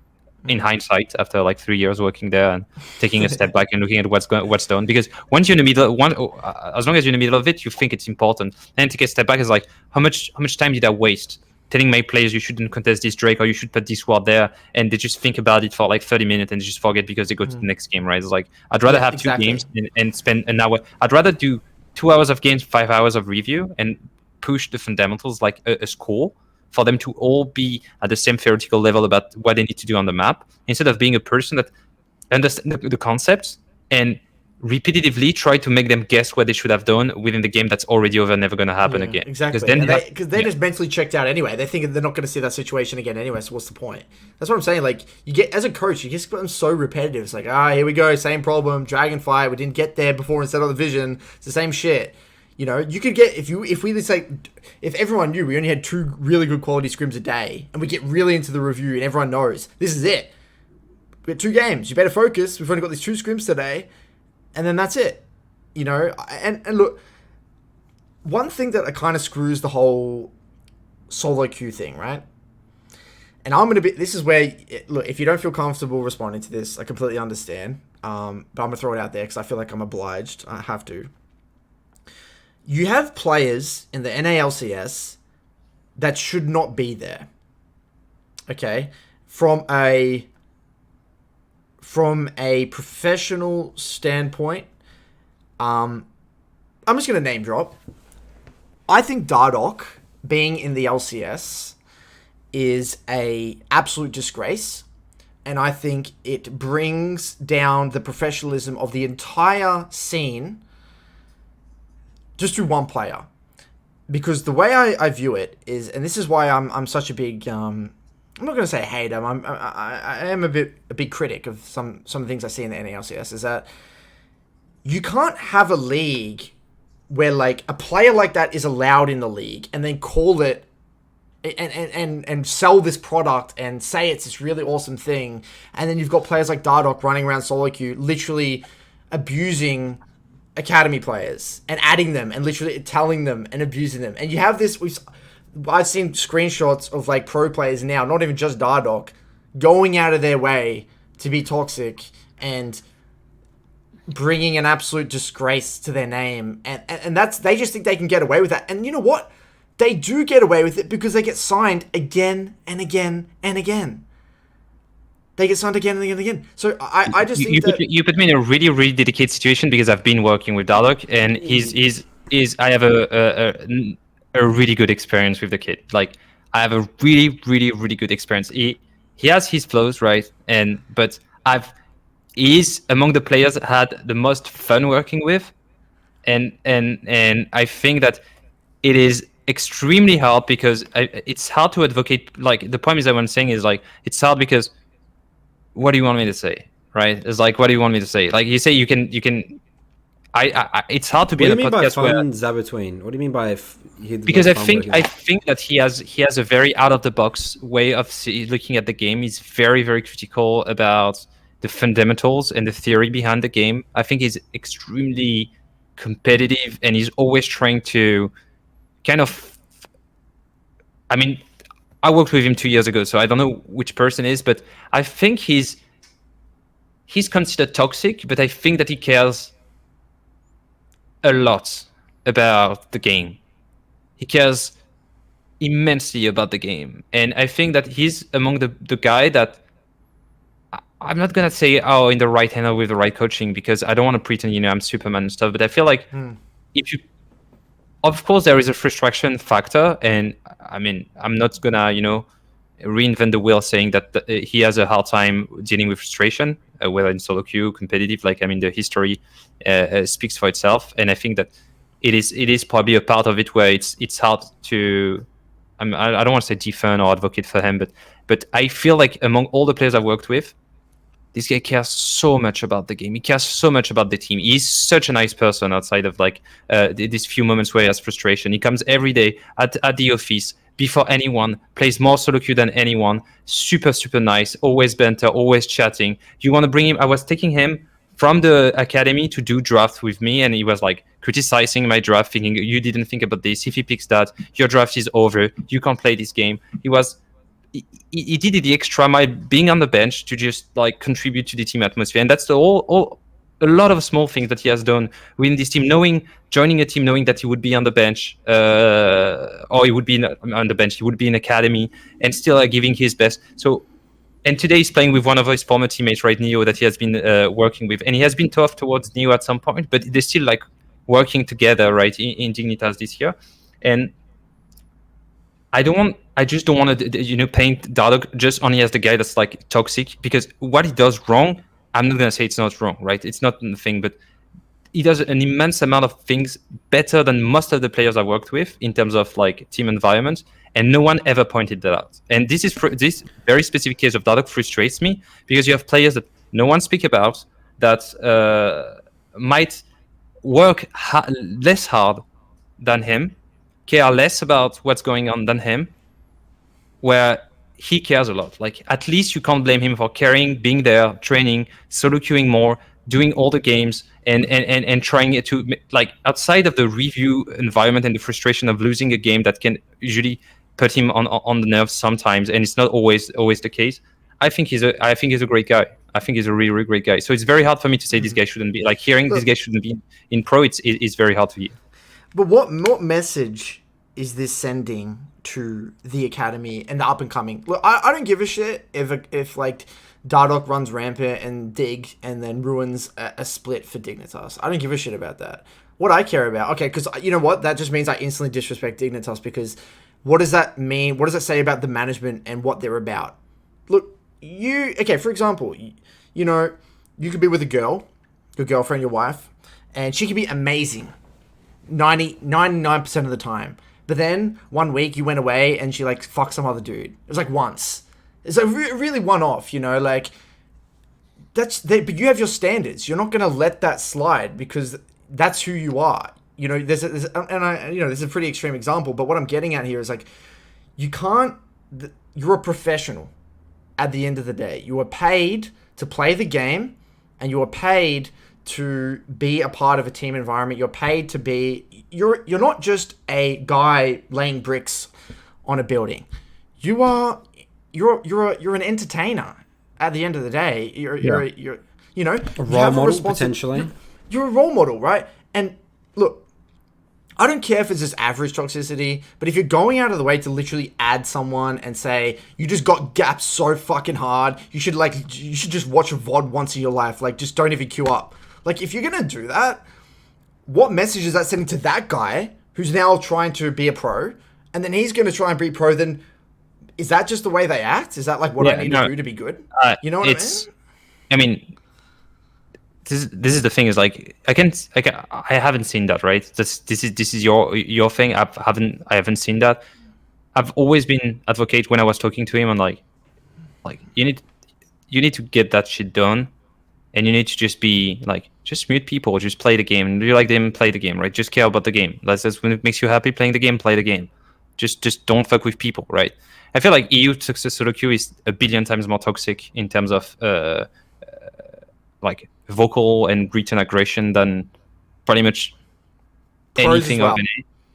I'm pretty sure that pros are very, very toxic. Yeah, I'm pretty sure they are, because EU is just very. That wouldn't surprise me at all. That would 100% Curtis. Well, you thought Europe was different, Curtis, because this is why I say as well. Like they're not professional players; they're amateurs. I can't say, this is where I just disagree. I can't say they're a professional. I can't. They're not. Look, yes, you're a professional. You get paid to play the game, but it's just. You're not ethically. No, yeah, you're right. It is not, right, and I completely agree with that. And you can say that about a lot of players, whether it's in China, whether in Korea, because we don't see what they write, right? We're not in Weibo. We don't see like what they've been doing, how much they've been fined for doing this and that. So this is where it's very hard to judge the whereabouts of like every single individual, because everybody has their whoopsies. I think Dardoch is a very like slippery case in terms of like there is a lot of things throughout these years where he has been a pro, and some people will have the opinion that he should have been out like 4 years ago. It's very hard for me to answer this because, as I say, my experience is much more positive than he has been negative with him. So I'm going to be obviously towards bias because I know the human behind, right? Yeah. I've been spending a whole year daily seeing a guy that comes, smiles, make jokes, helps me, helps the team, try to help people in the review, and sometimes, it's going to have his bad time. So you can say he had a bad time, he's out, right? That's traditional. I actually think it makes perfect sense, Curtis, why he's still in the. Again, the way that I view it, it's like he's the best of the worst. Like he cares more than a lot of people, right? But let's say some of his caring is, again, there's negative sides to caring as well. You know, because you can care so much you actually like bring your teammates down. Yeah, like Fire was the same. You know, he cared so much that he would like literally make his teammates worse. And I think it just all comes back down to Soloq. Curtis, you said that, you know, we should all agree on like a time to play Soloq as, like all the pro players. You know what? A more extreme example. This might be completely ridiculous, and I want to get your thoughts, Zaboutine. Is that all NA teams for the first 6-7 weeks of a season only play Soloq? There is no scrims. Only Soloq, because it's not about the pro players. I don't care about the pro players. I care about the upcoming players. That's what I care about. I care about the people that have the opportunity to verse Core JJ, and all these players playing at their best because everyone's going to be competitive at the end of the day. A perfect example was where Doublelift said that he didn't like in-houses is because there isn't that competitiveness in the in-houses because you're not playing for the LP, the win-loss. I'm better than you. You know how you talk about the French league? How it's really powerful, how these guys are all talking about the 1K LP. I think that's brilliant. That does not exist in the scrims. That does not exist in in-houses. It only the solo queue system. The ranking system in League of Legends is amazing. It's no coincidence why Faker was rank 1 in normal games, goes to play in solo queue, rank 1. And then he's the best player in the world. You're sure you can maybe say he's an anomaly, but Showmaker you can't tell me. Showmaker as well. You can't tell me that solo queue is actually more important than scrims in the game League of Legends. Because you get to play more games. Like obviously the ping, that's a factor and something that I probably don't talk enough about. But maybe then, the teams can all get so behind solo queue that Riot eventually change that. And but no right one now, should ban one tricks. That's what they should do. No one should be allowed to ban one tricks, I actually feel like. I think if you had I a agree group, with that. Yeah. I agree with that. just let them all play. You actually learn. You might learn from one You tricks. might learn something. Yeah. But I feel like, these are band-aids, right? Because the thing is very hard to force behavior. Like I've studied economics, right?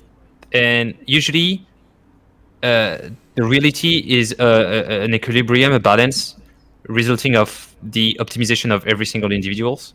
It's really hard to change behavior without like incentivizing them in a certain way. So in EU, for instance, you have the incentivize of like having the rank 1 among a group of players that know each other and banter about it on Twitter and just make fun of each other, right? So being part of the cool kid club means a lot. So it kind of drive the other upcoming player to try to challenge them on becoming part of this 1K LP. In Korea, getting rank 1 in Korea is a big thing, right? You're supposed to be the best solo queue player on the planet. In Chinese Super Server, it's kind of like the same thing, but with a different play style. Getting rank 1 in NA doesn't mean shit, right? It's like you get rank 1. But Zaboutine, that's only because pro players push that narrative. Because they say it's like it's all scrims, like they push it themselves. What happens if all the pro players are like, okay, no, again, you use the word forcing them to play solo queue. It's like a bad thing for some reason. You know what the incentive is? Again, like I mean, it's hard to potentially to show that off, but your region's going to get better. I mean, this is just what I believe. And again, that's almost impossible to improve. But I think there's no harm in trying. I mean, what have you got to lose as NA at this point as well, Zaboutine? No, I completely agree on that thing. But I think, as I say, it comes back from the demographic. It comes up from the demographic. It's like taking back the Japanese arcade is like, how big is your arcade? How many insane? Are you saying when you say demographic, you mean the amount of people playing, or are you talking about the culture? The amount of people that are equivalent in terms of level to Diamond 1 in Korea. There's the same amount of players on NA than there is Korea, right? 3 million, is it? I don't know the amount of players. I'm saying the amount of players that will go to Korea and get Diamond 1 there or getting Past Master. What's like if we could take all the players and connect them to the Korean, like all the players in NA, just like direct route them to the Korean server and you remove the ping. I'm pretty sure that the average ranking of NA would be lower. It's just because you have less competition. But it was the same. I had a friend from OCE, right? And they was saying the same. It was like, yeah, I can get challenger in OCE. I was like, oh, really? It's like, what's your rank in NA? It's like, oh, I'm master or grandmaster. And I was like, okay, and what's your rank in Korea? It's like, oh, I played in Korea like for a boot camp and I reached like Diamond 2 and then it was very hard. I was like, okay. Then it kind of shows it's like just the hurdle is so hard. So no, but I disagree. This is why it's bullshit. Because the thing is, okay, think about this. Think about Fudge. Think about we FM. Okay, OS. We've had players like King, like Raze, like Destiny, like Fudge, Shernfire. We've had players. Yes, they've gone to the average boot camp, but majority of their career they've played in Oceania, quote unquote, one of the shittest solo queue servers in the world. We've had Shock. Other players have barely done any of them. They go to NA. Shernfire got rank 1 too. Shock get 1's KLP. Fudge, one of the best LCS top laners. We've got King dominating. He dominated Academy the first time. He's really good. Yeah. King is insane. We've got insane players that come out of nowhere because it's the mindset they had towards the solo queue. There was a point in time, I swear on my life, there was a point in 2017, or maybe even in 2018, we had amazing solo queue, but there was not many of us, but the people that really tried were pushing each other. Curtis? You're talking about O solo queue. Ryoma, Triple, Destiny, King, Raze, FBI lost in NALCS now, who are doing really well. Yeah. We had all these players, right? There's not many of them, but we pushed each other hard because the stakes were so high. With like, well, okay, all of us, we don't want to rot away in OS. Like, we gotta really put our asses something to here. prove. I agree with you that at least for the top challenger, it would make a big difference. But that's what. But my point. the upcoming that talents, proves the I point, think the doesn't it? gap- Though. I mean, I feel like the gap after would be like kind of massive drop. You know, it would like kind of create It two is. worlds. It is. But at least if a player can just jump the gap and go into this club, then he will grow much faster. Yeah. For the look, upcoming players, like this, the I point- completely give it to you. Yeah, but the point I'm trying to you're make right. here is that the point I'm trying to make here is that if this is possible, right? If you had these players that they created their own ecosystem, right? The Cool Kids Club. If that was possible in OS, that is possible in NA. But the reason I think I kind of agree here with Nathan's point and why it's so big is that it doesn't matter about the demographic. You only need 200. You only need 100. You only need 100, 150, 200 really try hard people that are super passionate and No, you're doing right. whatever. Thinking about it the way you say it, yeah, you're right. I mean, then That's it. it's a control thing of like every single player from NA going back after scrims and try harding. Yeah, absolutely. I'm saying from my experience, the one that consistently win are the one that try hard for it. It's not 100% one-to-one, right? You have players that play less that are successful, but you always see mismatch between the one that grinds Soloq and the one that, because they adapt to the patch faster, because they have the small edge on like this trade and this trade. They understand a little bit more on the like the one that watch content as well, or watch the other players from Korea and China, and they're like, oh yeah, they do that, I'm gonna do that. So and it was the whole thing in Control Mage when they started like correcting cut and cookie, and they were like able to trade much more aggressively in lane and became from Korea. So some players just got up on it, and some player was just like, it's fine, I'm just gonna take my Doran and play. So you have these players that like play more Soloq. I think that they get an edge like from experience, but there is no thing such as the game's over on the weekends and you have your day off and everybody wakes up and plays 10 games, right? And I feel like at least in ports when they arrive they do it, but I feel like it's hard because if not everybody plays the game, then the quality of Soloq is really bad. So the imports get demotivated, right? That's the economic balance. It's like, why am I going to play Soloq if I get 20 minutes for a bad game? Yeah, my idea is screw the imports, Zaboutine. This needs to be an only NA thing. Yeah, but like, as I say, like already with the current, if you import 0 people from So now on, hard. and you already have the imports, but it's like everybody needs to play the game to the point where every Soloq is competitive enough for everybody to like Soloq. And once they like Soloq, then your economic balance, equilibrium moves, right? Because everybody gets rewarded for doing what they think is the best for them. But right now, it's not the case. And how do you incentivize that? Yeah, you can go to team and say, you're going to take the whip and tell all the players whenever they go home to play 5 Soloq every single day. But eventually, if they feel this is a punishment, it's not going to be valuable for them because you need to be willing to play the game. And that's why it is just hard. I'm not saying it's impossible. It's probably the best idea I've heard so far for NA, but it's just very hard because I feel like I play worse if I play League because I have nothing else to do. Whereas if I play the game because I really want to play a game of League of Legends, I'm playing 10 times better. So if you say a player that already had scrims and is like kind of burned out or something, you're going to go back home. And because for the sake of the whole region, you're going to play like 5 games of Soloq before you go to bed and the guy doesn't want to play League, it's going to not run it down because it's good, but it's not going to be the same quality as like a guy that comes home and is like, I'm going to get my rank 1 tonight, you know? Imagine a gold player like yourself, Zaboutine, knowing that there's that epitome of, and this is why Korea, the gold player can hardcore push himself in gold, like to be a professional player, because he knows if he gets to Diamond 1 in Korea, he's going to be playing against some damn good players. If you get to Diamond 1, if you're a gold player, get into, and I hear it from my coaching clients as well, you know, like Diamond 1 in NA, it's nothing fancy, it's nothing cool. Getting Challenger in NA, yeah, it's like, yeah, it's cool, but it's whatever, because again, the NA, the pro scene, everyone shits on it. It's like, again, like I don't really care too much about the current state of professional players. It's more about the next generations I'm talking about. I want to see the current person who maybe has just picked up the game, the 13-year-old kid who's in gold, who's striving to be rank 1 in NA. But right now, rank 1 in NA doesn't mean anything. You know, it's like you see someone like Tarzan. You just become a streamer. What would you go pro? If you're able to smurf in rank 1, what would you go pro? Because like I wouldn't know. Zaboutine, streamer, you're saying, so when you're a streamer, you're saying to make money, right? Humans are very competitive, Zaboutine. Like we want to be the best. Like people will competition will out. You know, you just want a streamer job.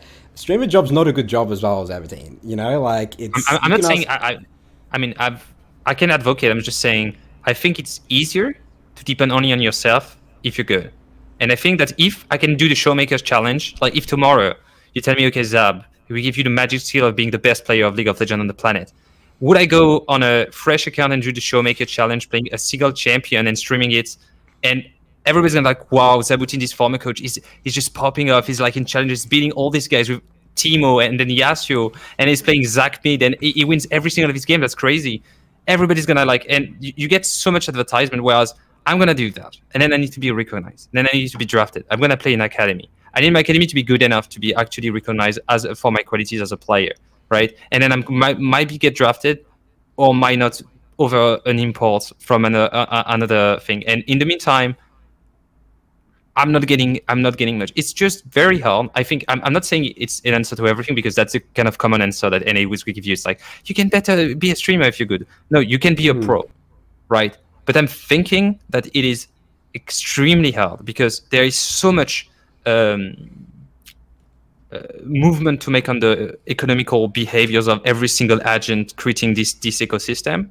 It's very hard to shift. It's not impossible. It's very hard, because you need every pro player to chase for rank one to be competitive, in a way that the new players strive to actually become better, to actually challenge them in the rank one. Then they need to actually get rewarded by the pro player industry enough to think that it is better than becoming a streamer, knowing that in NA, because you're speaking the most spoken language of the planet, becoming a streamer is very, very lucrative. Better than if I'm French, or if I'm Lukas Perkovic and I'm from Croatia, right? It's much, much easier if you speak English as a native language.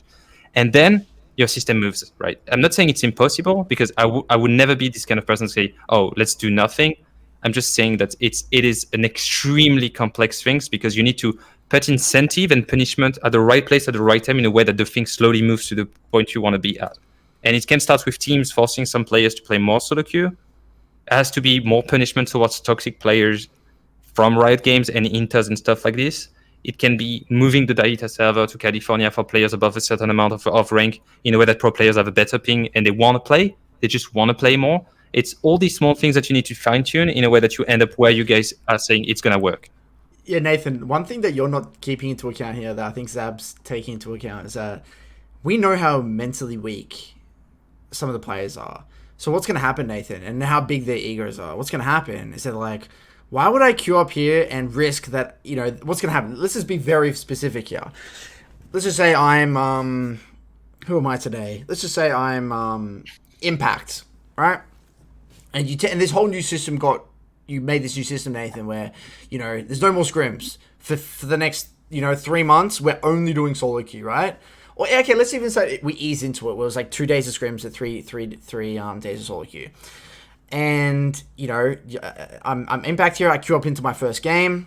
This, knowing that I've won a world championship, knowing that I've already won multiple championships in NA, whatever it is. And then I come in my game, and I've got I'm versing like Sven and an enemy team, versing some C9 players. And then I have like a one trick on my team.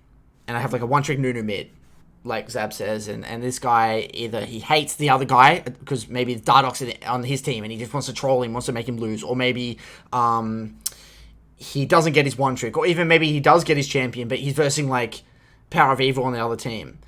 And then there's like this huge mid gap, right? Yes, this is only going to happen for a short period of time, Nathan, right? Because, those people get weirded out. But hear me out. What's going to happen is that Impact in his mind is like, why the fuck am I doing this? I'm Impact. Why do I have to deal with this guy? I don't care about the current pros. I keep trying to tell you this. I don't care about Impact. Yeah, but Nathan, you have to care about them, because Nathan, what I'm trying to say, Curtis, is that the current up and coming players, okay, you will be better than Impact if you are very, very good at solo queue. Yes, Nathan, but you're forgetting what Zab's saying as well. They won't. Okay, you're saying, yes, that these young players, they come up, they need to be really good at solo queue. But if NA Challenger solo queue is viewed like shit by the pro players, it doesn't mean anything. It just doesn't mean anything. How do you get recruited after? you're like 1K LP. Nobody in the LCS. Not a single player plays Soloq. They only Scrim or they have their in-house server, Discord server. You're rank 1. How do you get drafted? You don't even get drafted if you're rank 1. You're going to play for an academy, and then you're going to have to smurf for 1 or 2 years in academy, hoping that the 5 players in academy are be good enough to actually make you look good. Because if I don't know, your bot lane or your mid lane is not good and you have a prio and your top laner, you're never going to be able to play the game, or you have massive jungle gap whatsoever. And then you go into the academy. Academy is not like Great Life at all, right? It's like, it's terrible. I'd rather work in any national leagues in Europe than in academy in terms of like visibility, payroll, So are you saying as a player or as a coach? As a player. If I were to be a player, would you want to play in academy that does 2,000 views, or do you want to play in LFL that do 200k, right? Like, obviously, I want to play in LFL, and my salary is probably better because there is like it's a franchise league, whereas it's just the second hand of the franchise league in NA, so it's obviously like less investment towards the academy and stuff like this. So obviously, it's very hard, right? It's not easy because if Impact doesn't take, like, as providing an example of Curtis, doesn't take his solo queue game very hard, then the whole ecosystem is not as competitive. It doesn't work. And all it takes is only a few people, Nathan, for it not to work. It has to be across the board from everyone and all players at the pro level to take it seriously. That's the thing. So that's why I mean, it's pretty much is impossible, I would say. But I mean, my only thing is all the organization owners literally all have an agreement. We're just not importing anyone. We're just like going full hardcore NA. This is management level. So like, this is why my problem is like, you know that at the beginning of this episode, Zab, you said something about how, you know, the management get together, they have like a why and like how they're doing it, and you recruit coaches based off this, and you get really aligned, and you recruit players based off like a profile and your identity of a team. The problem is, and this is the thing, I've been through that process, is that when has that been done successfully? Yes, there's like rare cases. You might see it with like Team Liquid or C9. You don't see it. FlyQuest last year did it really well. They got the right team to be seen. Yeah, I mean, they recruited a team that was competitive enough to be seen, not as a bottom 4 team, but in the top 4 team.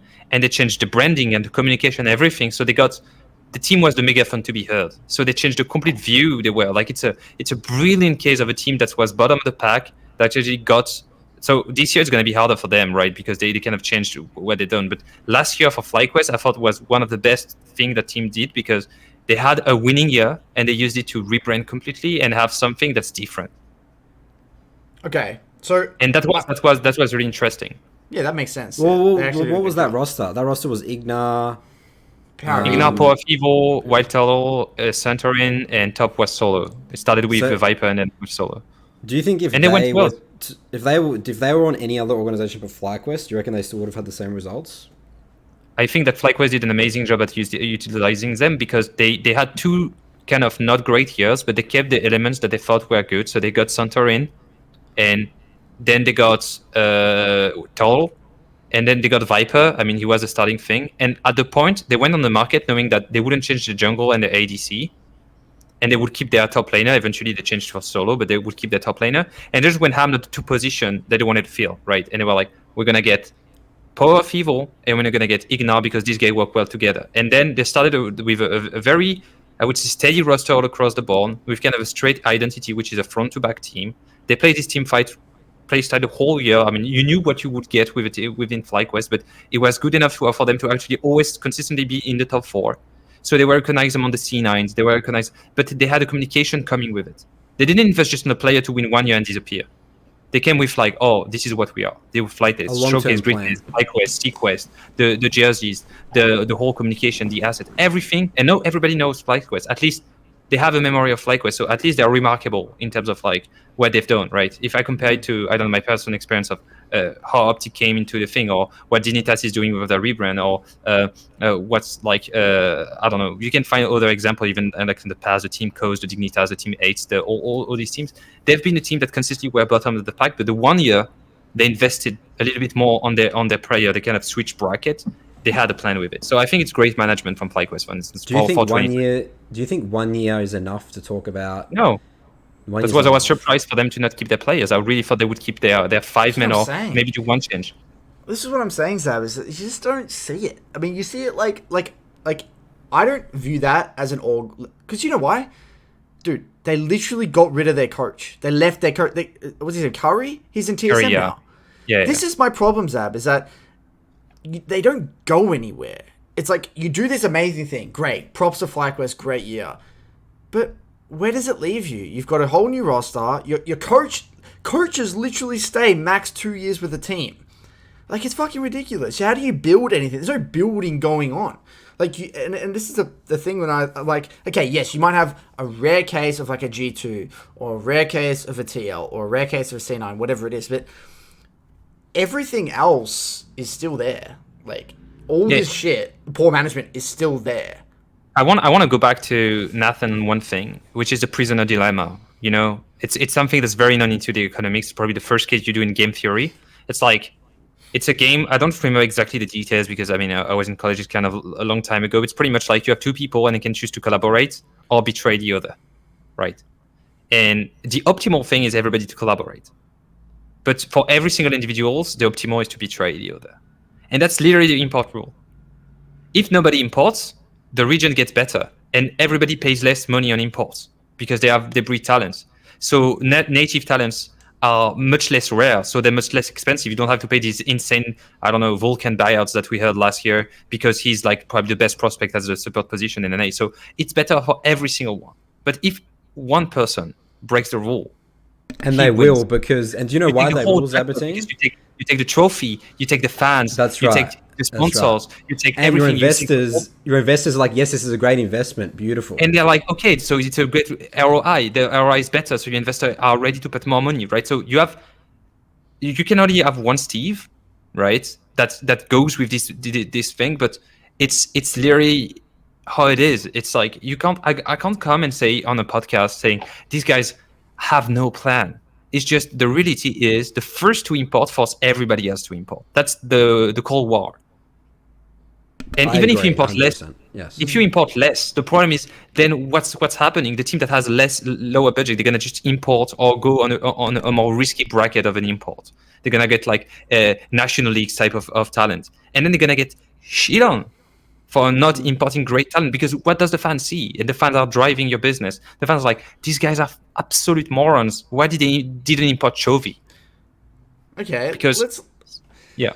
Okay, this makes sense, but then, okay, we've spoken about, me and Nathan spoke about this. Where does this money come from in the orgs? I mean, they come from investors. Everybody knows it. Right, and what's going to happen? Like, is this like, I mean, because I just think, me and Nathan, we just think that the actual model is just fundamentally flawed. Like, the model of the way the esports is run right now, these orgs. Oh, that's invite me to the second podcast, because I can talk for an hour, but this podcast is gonna last 4 or 5 hours. I am very, very, very keen on this topic, but the thing is, as I said, is this creates a big winner or a few winners. That's it. That's it. The people you're gonna see majority of losers that are gonna try to survive, and the only teams that are very smart are the teams that are gonna breed talent for the winners and make it a branding. And I think about Golden Guardians, for instance. They never had like this insane team. They literally sold their whole successful team to 100 Thieves. Thieves has the business model of doing something else, right? Golden Guardians, they keep having a new roster, but their players eventually, I feel like, in average, when Golden Guardians has a better team at the end of the year that they have at the beginning of the year. I don't know why, I don't know how. They make mistakes. I can't say everything they do is perfect, right? I wouldn't say that. But this is, from looking at they do, just the action they make, and the decision they take, the decision they make, I feel like this is what they're trying to be, right? And they don't go on fancy imports. They never went into like insane payrolls. You never heard Golden Guardians going super hard on the market. But they're there. You wouldn't see the league without them anymore. They exist. I feel like they're doing something that reassembles to something that's like a thought, right? But you will always have the black sheeps, right? That don't have a steady politics and steady strategy over the years. They don't have the way of becoming Team Liquid from one day to the other, and they just corner between we can't get fans because we don't win. But yeah, they don't have fans. But this is the thing: we can sit here and admit. We'll talk about this briefly, but we can sit here and admit that it's the business models for whatever it is. But then you can look at traditional sport. It happens in the English Premier League, right? The lower teams a lot of the time just develop talent, and then the Manchester United, Liverpool, they just take all the best talent, right? And they just sit them on their bench, right? That just happens. But the difference being is that people who own these don't go in it to make money, and they're just a play toy. Like you own an English Premier League team, they're owned by billionaires, like a Saudi Arabian billionaire, and it's just a plaything, right? Is owning a team like Golden Guardians or like a FlyQuest or a Dignitas, is that even sexy enough for it to be a plaything? In which at what point does the investment dry up where we don't have no fans because we don't win, and then I have a question what for you happens? that answers your question. Okay. If I have a chance to take you back a week ago and offer you to get some Dogecoin, would you accept or not? Because it wasn't really fancy a week ago. To be honest, I don't know. I'm not updated with Dogecoin. Well, Okay. They multiply Or GameStop they or multiply whatever pretty it much is. by 8 or 9 within a week, right? It's like it's crazy how fast Right. it was. Or that's so I come from economics and finance. I understand like the people who invest are probably people that consider that it is pretty much a speculative investment at this point. I hope they do, right? It's like a speculative investment, or you're going to have a leg in a very small pool of 10 people that have the biggest asset within the region for the segments esports. Like if you want to be in esports, you'd rather have a League of Legends team in a franchise thing owned by Riot because this is the most steady investment you can have. Having a Counter-Strike team can disband in a day. You want to have a Dota team can disband in a day. You want to have I don't know, like any FPS. You want to have Rocket League. You want to have the most steady investment you can have is League of Legends. And if there is one that will happen to bloom and explode and be worth billions at some point, it's League of Legends more than anyone. So would you rather get some few Bitcoins early enough, even it costs you money at the beginning, and hope that it's going to explode? Or would you do something else, right? Because there is not that many choices. I think you guys lagging a little bit for me. I don't know if you hear me. Oh really? No, Yeah, you're we good for can hear. us. Are we lagging in terms of movement or like our microphones? Yeah, it's just me. Sometimes my internet is Okay. a little bit slow, Okay. but I can No, still you're hear you guys. perfect. Look, okay, I understand where you're coming from, but what concerns me, Zab, is that we're not just talking about buying a few stocks. We are talking about the livelihoods of a lot of people. We're talking about people, young people that have pursued a dream, who've given up college degrees, who've done this thing to make a career out of the game. Now, I don't mind that, if an org came in and the investment was like, all right, we're going to build this slowly. We can see the potential. I understand League of Legends is a stable game, etc., etc. We can build this slowly. But what I'm shit scared of is that once these lower teams realize, because like you said, I'm hoping that they understand this is a very, is it you say speculative investment? Is that the word you used? Yeah. Yeah, I hope so as well, because what I'm terrified of is that they came in with the aim that, oh wow, look at yippee, esports is growing, League of Legends is growing, blah blah blah. League of Legends is, it's slowly growing, but the esports side of it's very slow, and they realize, holy shit, just because we're in the league doesn't really guarantee we make money here, because we actually don't really have many fans. We realize we actually have to win to make fans, and if we're going to win, we have to put more investment to get better quality imports. And then it's just what comes first, the chicken or the egg? Do we put more money to get better results, or do we just hold on and whatever it is? My problem is what happens when the investment dries up because they're not seeing returns. We're seeing the market or the bubble pop per se, where salaries. Yep. What's going to happen? We've got coaching staff, we've got marketing managers, we've got normal managers, we've got a lot of jobs here. You are someone that arrived in a company, right? You heard about Infinite, right? Infinite Sport Entertainment that bought Optic, and it was like a gigantic machine. I got recruited in a team and I built a team from scratch in year 1. And at the end of the year, we had a plan for going into year 2. But the corporates, like the investment, they had to lay off pretty much like 70% of the workforce. So we switched completely the plan for the year 2, and we had to rebuild a team from scratch. And then On the year 3, this team got bought by another company, and we had to rebuild a team from scratch. So it makes the whole thing very hard because you feel like, I don't know, like people would think in North America that I'm very incompetent, and because I haven't had any result, right? And I mean, it's up to them to think that I'm bad or good. At this point, right, I had a chance to do this job, and I'm already very thankful for it. But the parameters in terms of corporate investment and all these things, this waterfall from the investor to the bottom, exist only on steady investment with steady investors that understand the business, understand speculative, invest enough money for the team to actually get a branding and stuff. And this is very rare. And you have this case where Team Liquid, they have the money flowing enough to get the good players, create branding, have very good partners, have a story, create a fan base over the years, have a website. You have TSM that has like, I think like the company that owns TSM has as well, like Blitz, the platform. So they make revenue from the players that actually watch their team at the same time. So they have an ecosystem. And then you have these the other teams, right? So Dignitas got bought by I think it was the Prineville, Mr. Prineville, that got like he became the CEO of the company. It got bought from the previous team. I don't even remember which one it was when I was affecting. It was EcoFox, right? So EcoFox couldn't last long enough. And my personal history is I got 3 different top management in 3 different years, and I had to build 3 different teams from scratch. So the ecosystem is very, very fragile. Yeah, exactly. Especially on the bottom side, where the ROI is extremely bad. Because to hire a player when you Dignitas, Immortals, Optic, EcoFox, you need to pay him more than if Fnatic, Team Liquid, C9, because you need to create extra attractiveness. But then if you pay them too much, then you remove the incentive of winning, right? That's the whole paradox. So you need to be smart enough, either in development, like what Golden Guardian is pretty much trying to make, or 100 Thieves with their whole system of developing talents.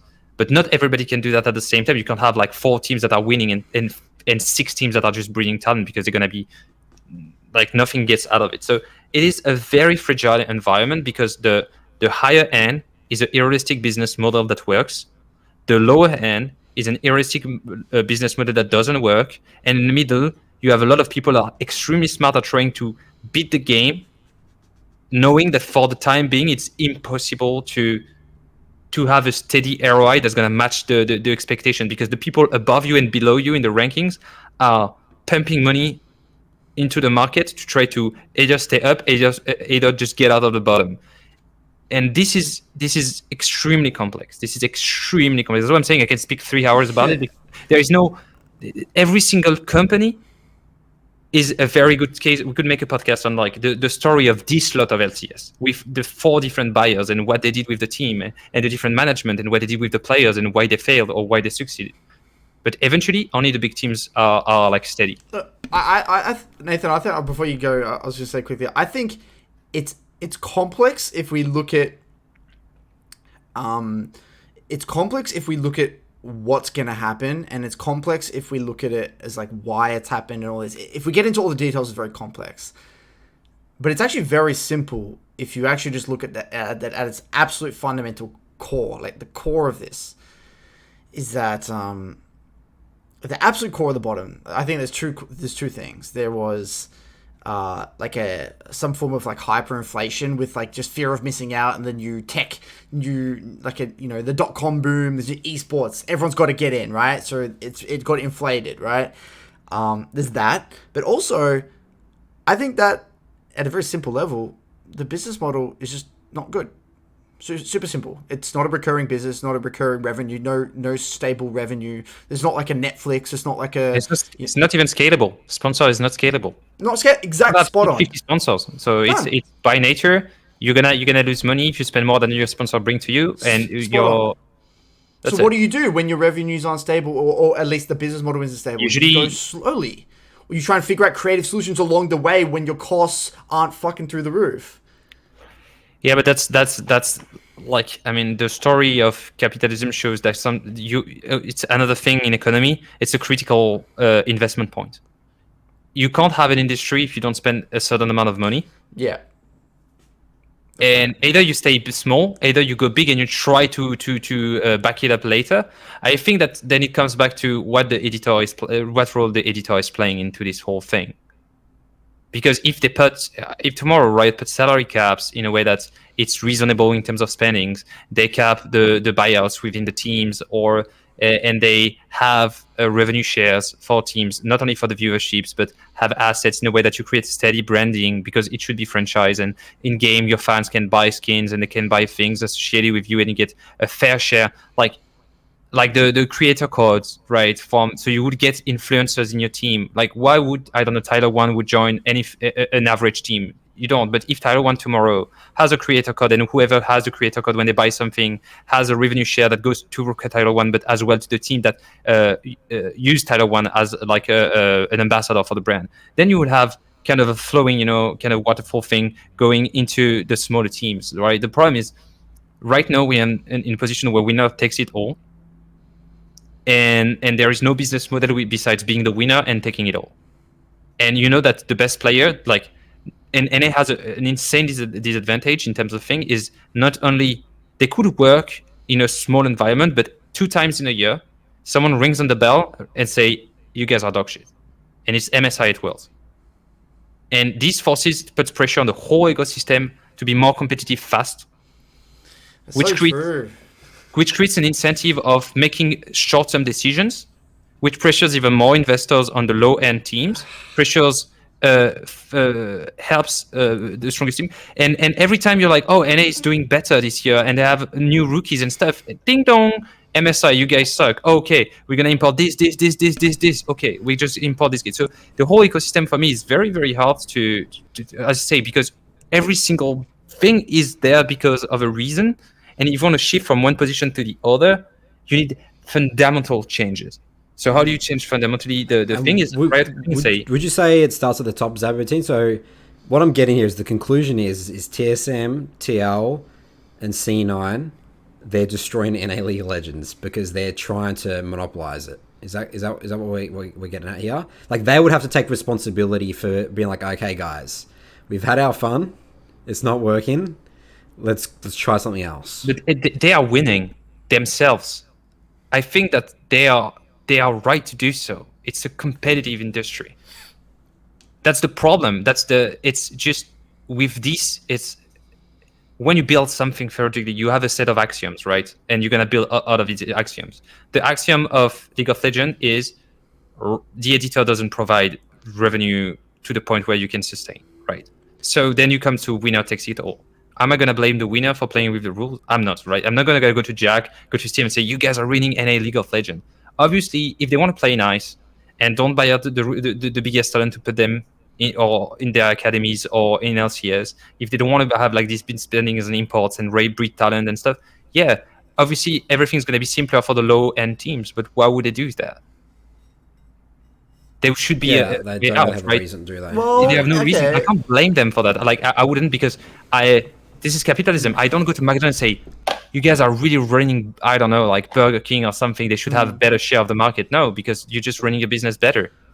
My question at the is same time- are they really winning? Is C9 and TSM, if I was to look at their checkbook, their check balance, are they really winning in terms of like making money? I mean, I don't know. Like, you asked me a question that nobody can answer beside them. I invite Steve and ask him, like, are you making money? Invite Jag and say, are you guys making money out of the League of Legends unit of your company? Because I can't answer. I'm thinking that they're probably doing economically better than a Dignitas on Immortals that needs to catch up in terms of branding, while they're already winning on the branding, so they get all the views and the sponsors.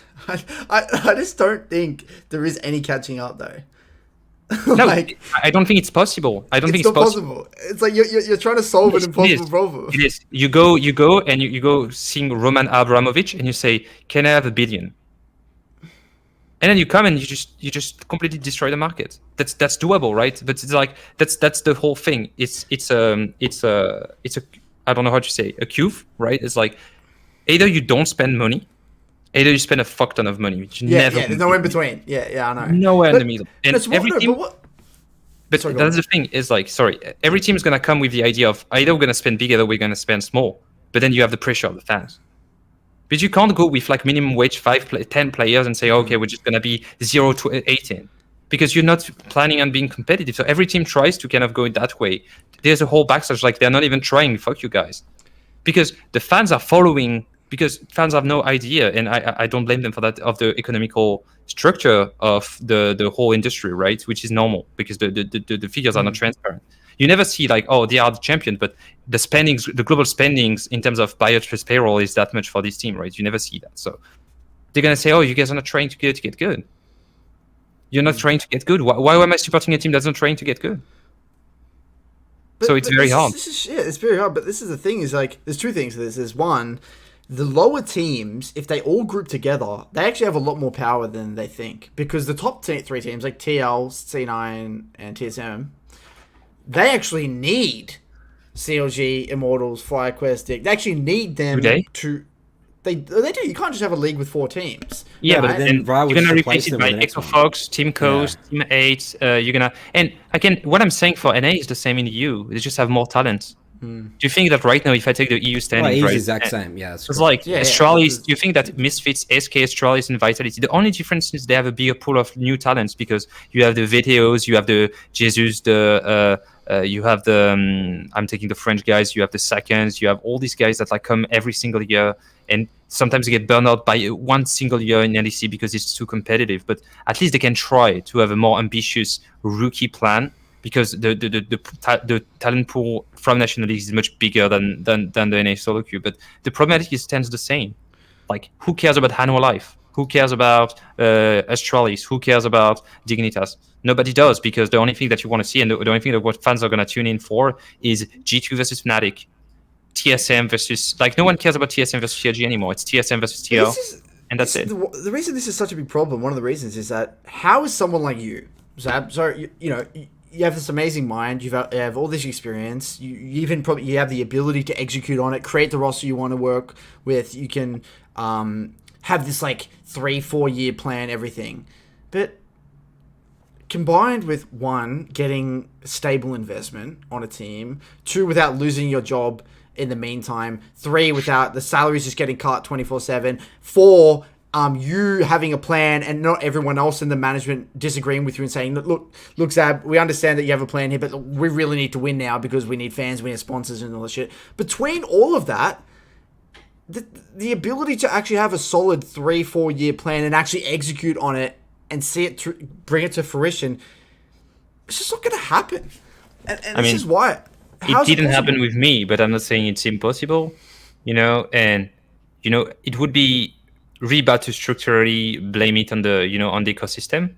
I think I made mistakes as well personally, in terms of like, I don't know, coaching, roster building, because I was learning my job at the same time, right? Like I was literally freshman, and I was like in the 3rd year and 3 different rosters, so it was really hard as well to get to better myself. And now that I took a step back for 6-7 months working on myself, doing other projects, I have a bit more accurate look on the mistake I've made and the decision I could have taken to actually have offer a better project to my management. But obviously, it's very hard because everybody has a different time frame.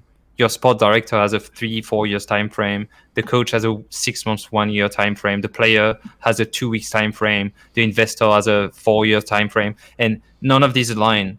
But the only way you have something from the ground up that works is everybody has a 4 year time frame, pretty much. Besides, the players are going to move, right? But they have a 4 year within different teams, where they say, okay, I'm a freshman, and then in 4 years I'm going to be in a great team, or I'm going to be developing my winning team within this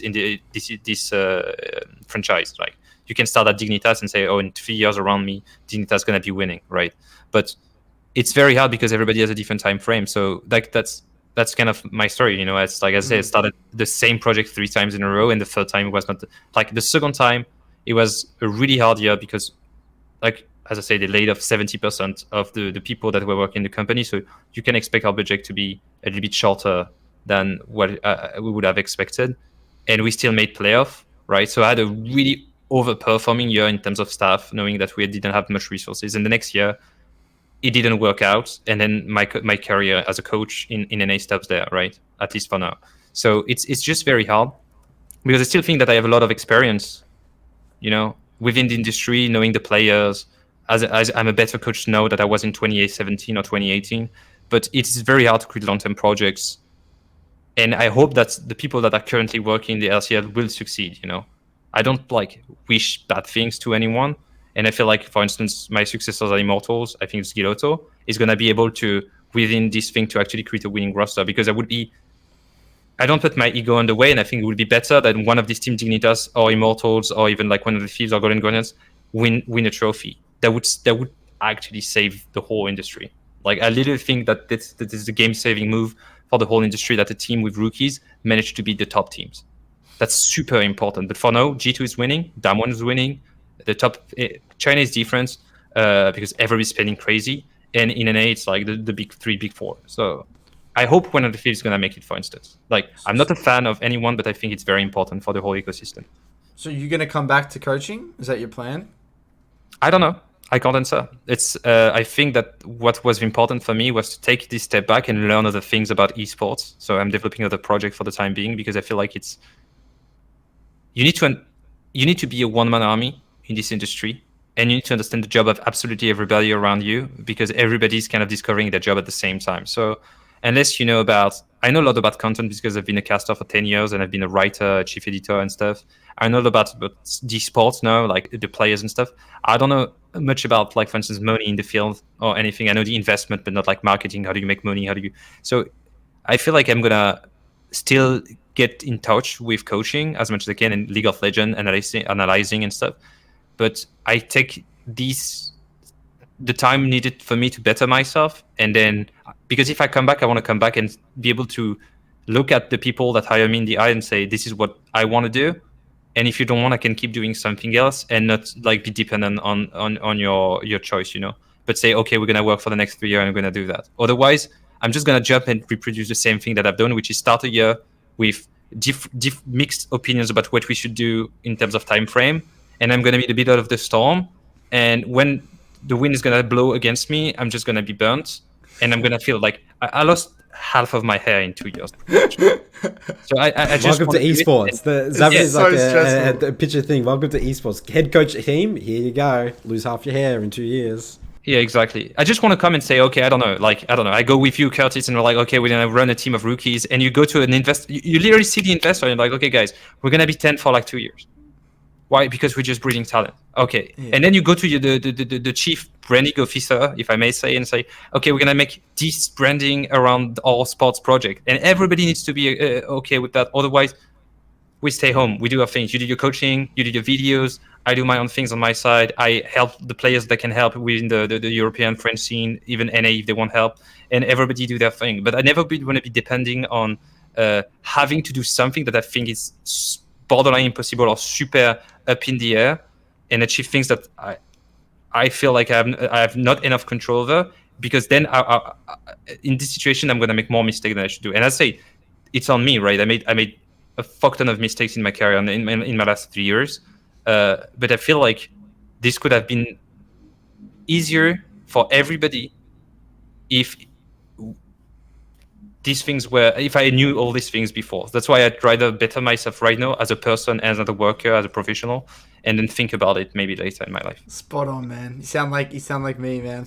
I say the exact same things about myself as a coach. Just feel like 2017, 2018, 2019 was a shit show. And then taking this year away, I took 2020 away from head coaching, and it's just like such a breath of fresh air. Definitely for you. Because you see that it's a beautiful industry, and the result that your team does at the end of the week is not your life. You're not worth this dragon fight at 17 minutes that you got quadra kill on and it wasn't playable, and then you feel like I'm miserable. Like, how am I so bad at my job, right?